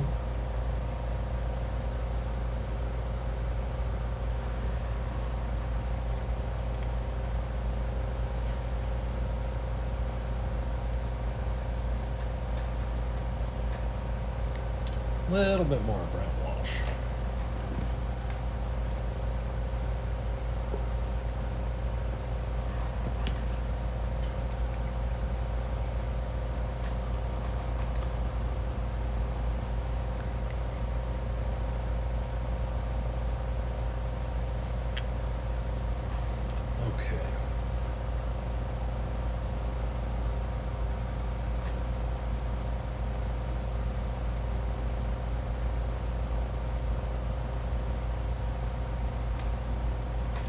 Okay.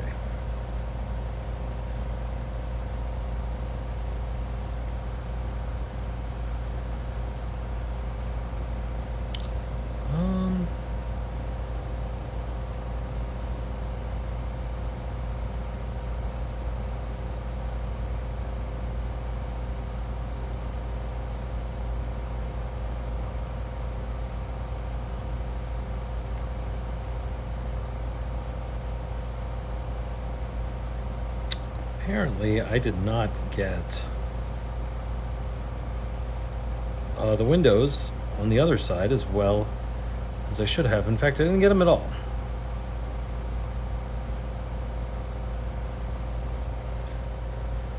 Okay.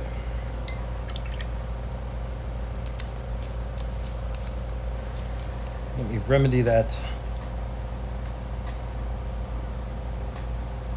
And then, honestly, at this point, I'm probably not going to push the next coat, since the wash is kind of drying. Yeah. Oop, right back.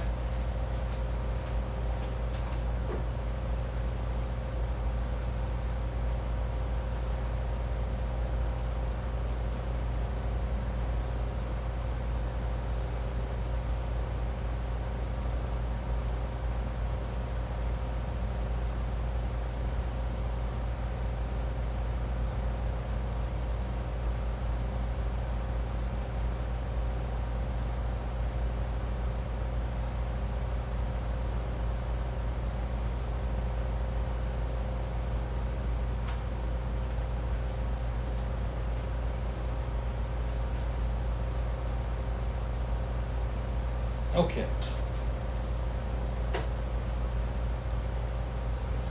So, all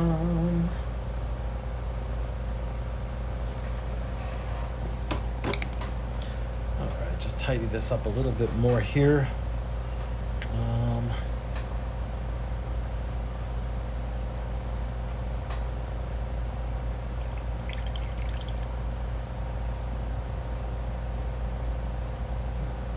Get these windows painted in.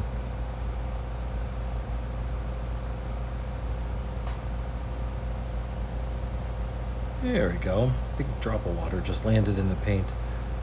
And did a nice job of getting it where it needs to be.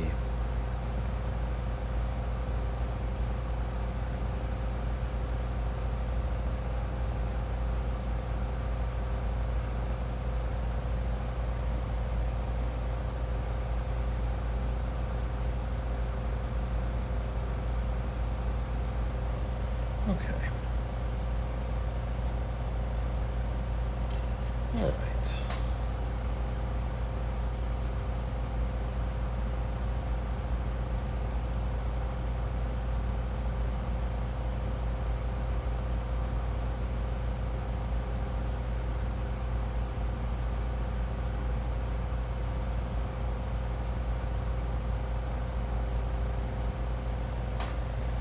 Okay. Not too bad.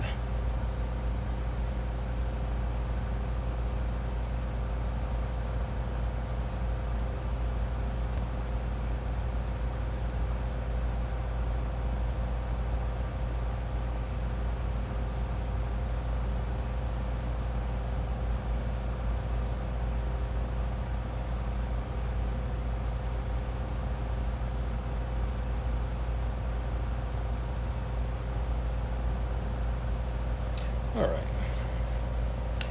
Looks good, I feel like. Looks pretty good. Now, with the owl bear brown,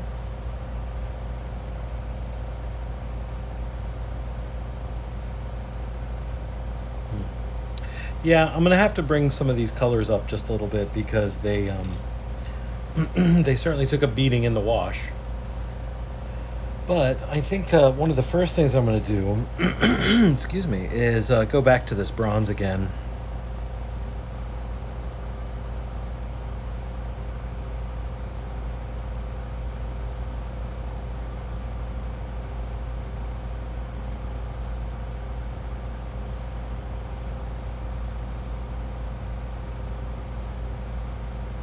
Just one more coat. I can kind of see through to the brown underneath. And More than a few spots.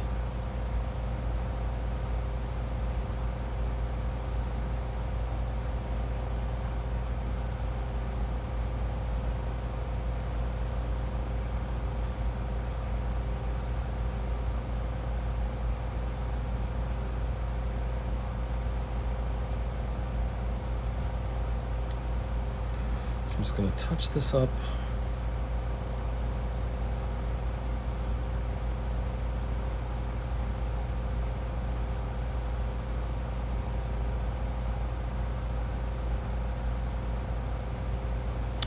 There we go.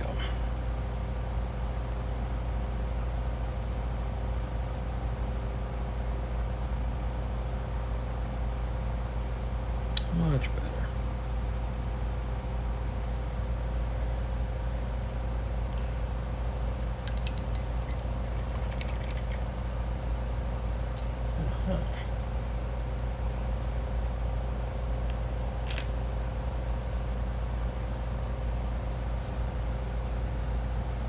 Okay, now with a very light coat of owlbear brown, then it will bring it back up to where it was, without covering up hopefully all that brushwork we just did. Now this is where I like to get one of my nicer 00 brushes, something like that, and then just kind of delicately go back in.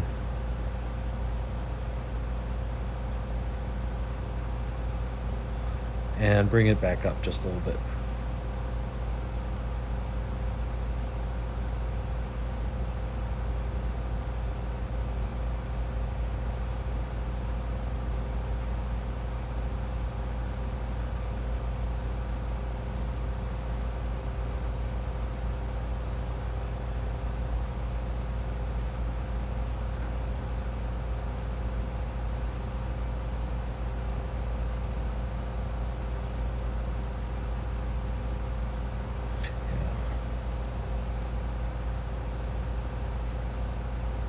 Not entirely going over everything, but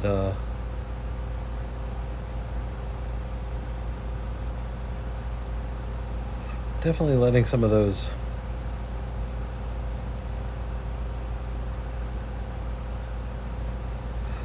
darker wood grain lines stay.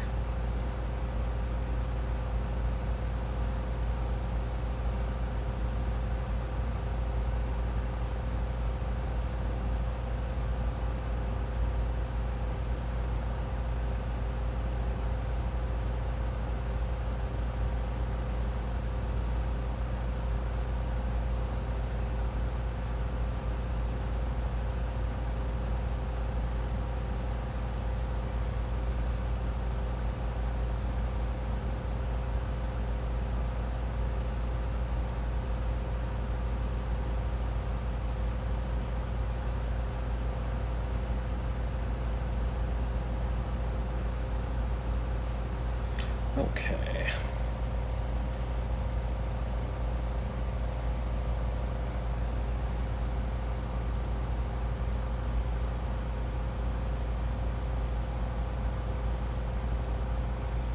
Just going back in and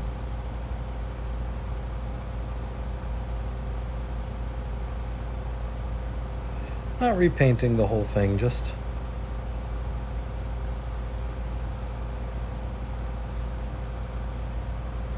finding some areas here to bring it back up.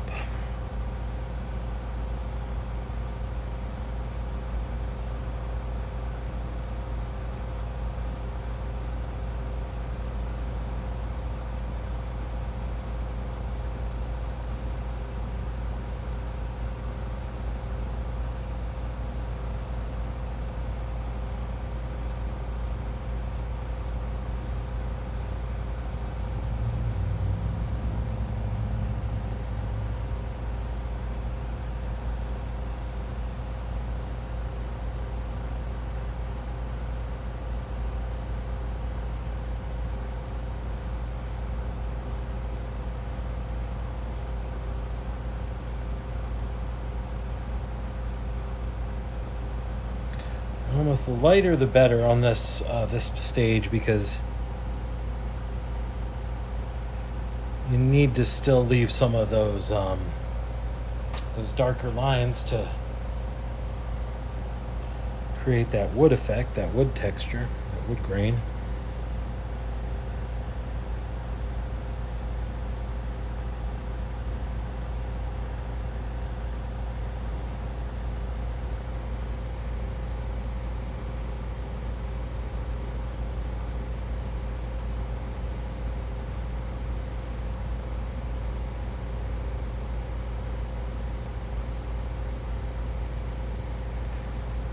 Thankfully, the way that these acrylic paints kind of work is they'll let you see what's underneath. So if you can just kind of reestablish it a little bit, then you can still kind of see those dark brown lines under your paint. All right.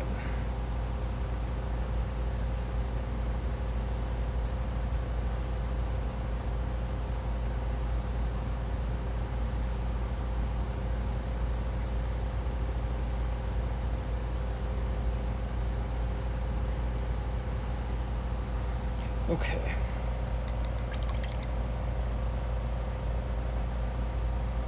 I don't know if I can save this little glob of paint here. It's probably not even worth trying, because what you end up with is like crud balls in your paint, and then you got a whole nother problem. So what I might do is honestly just take a little new splotch of Minotaur hide, and start kind of working off of that.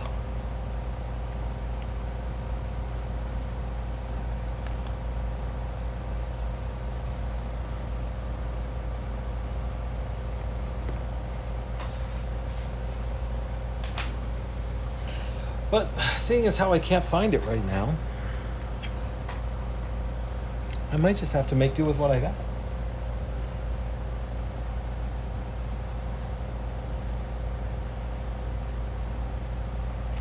Okay, we'll see.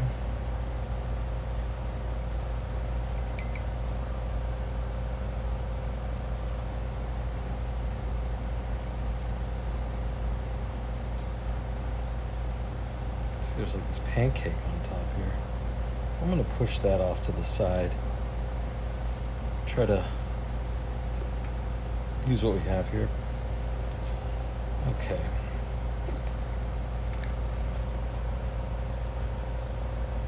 And this is some pretty delicate brushwork. So again, I'm going to use this 00 from Winsor & Newton.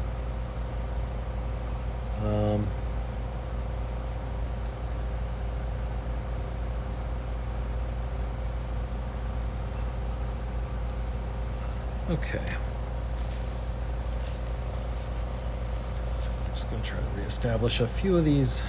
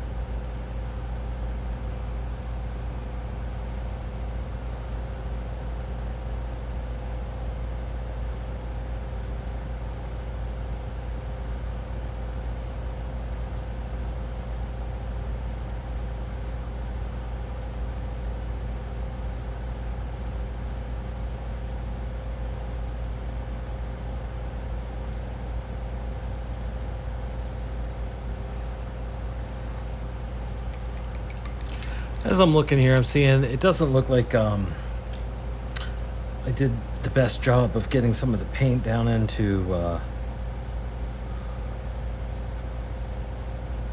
some of the areas that I'm seeing. It's unfortunate. So I'm gonna go back to this bugbear or owlbear brown right here for just a second.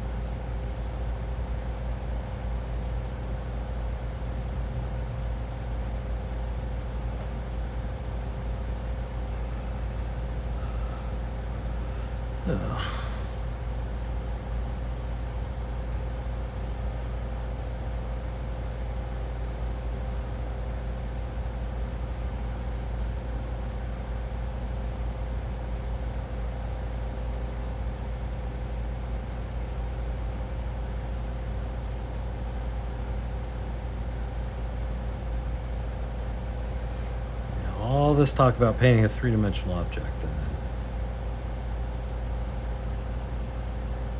because do as I say, not as I do. Okay.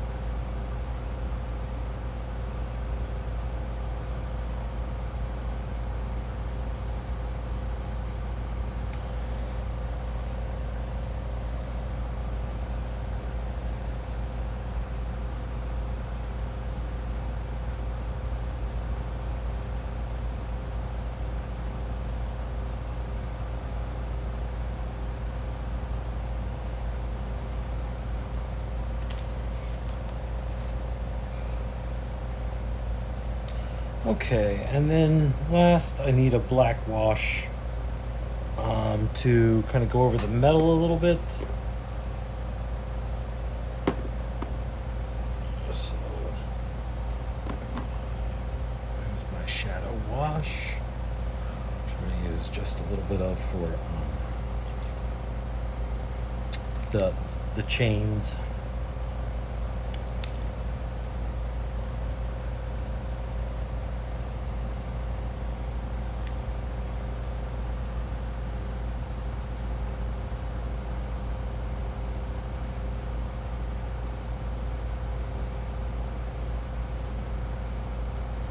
Shadow Wash does such a nice job on metallics. I just love it.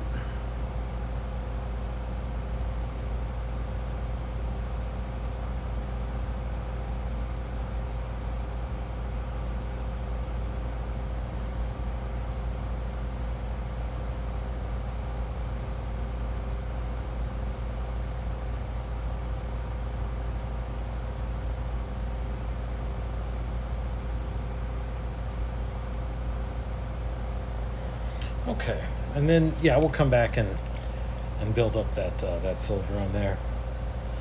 Okay. Now,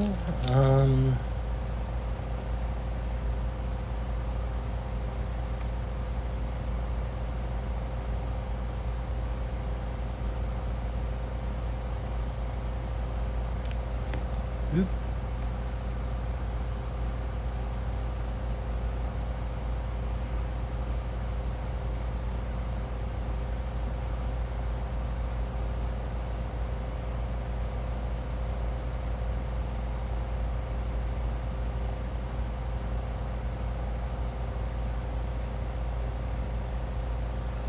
Okay.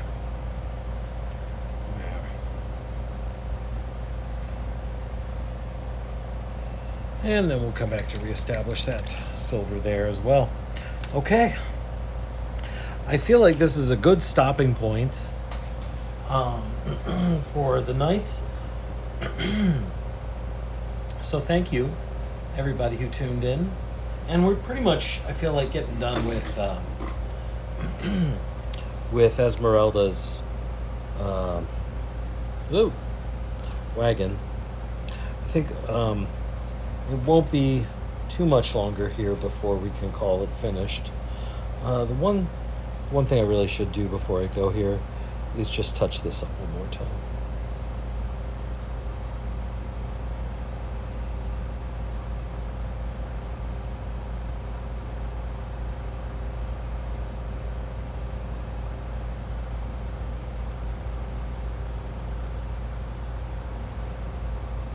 And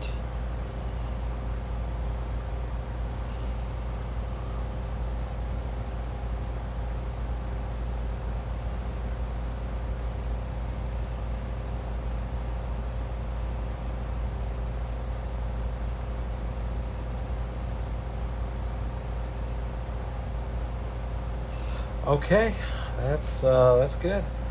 And until we meet again, hopefully we're having fun out there playing some Dungeons and Dragons, and I'll see you next time for a miniature painting video, and we will go back through and just reestablish all these colors. But for right now, it's pretty wet. I'm going to let it dry up for a while, and then we'll come back to it. But thanks for tuning in.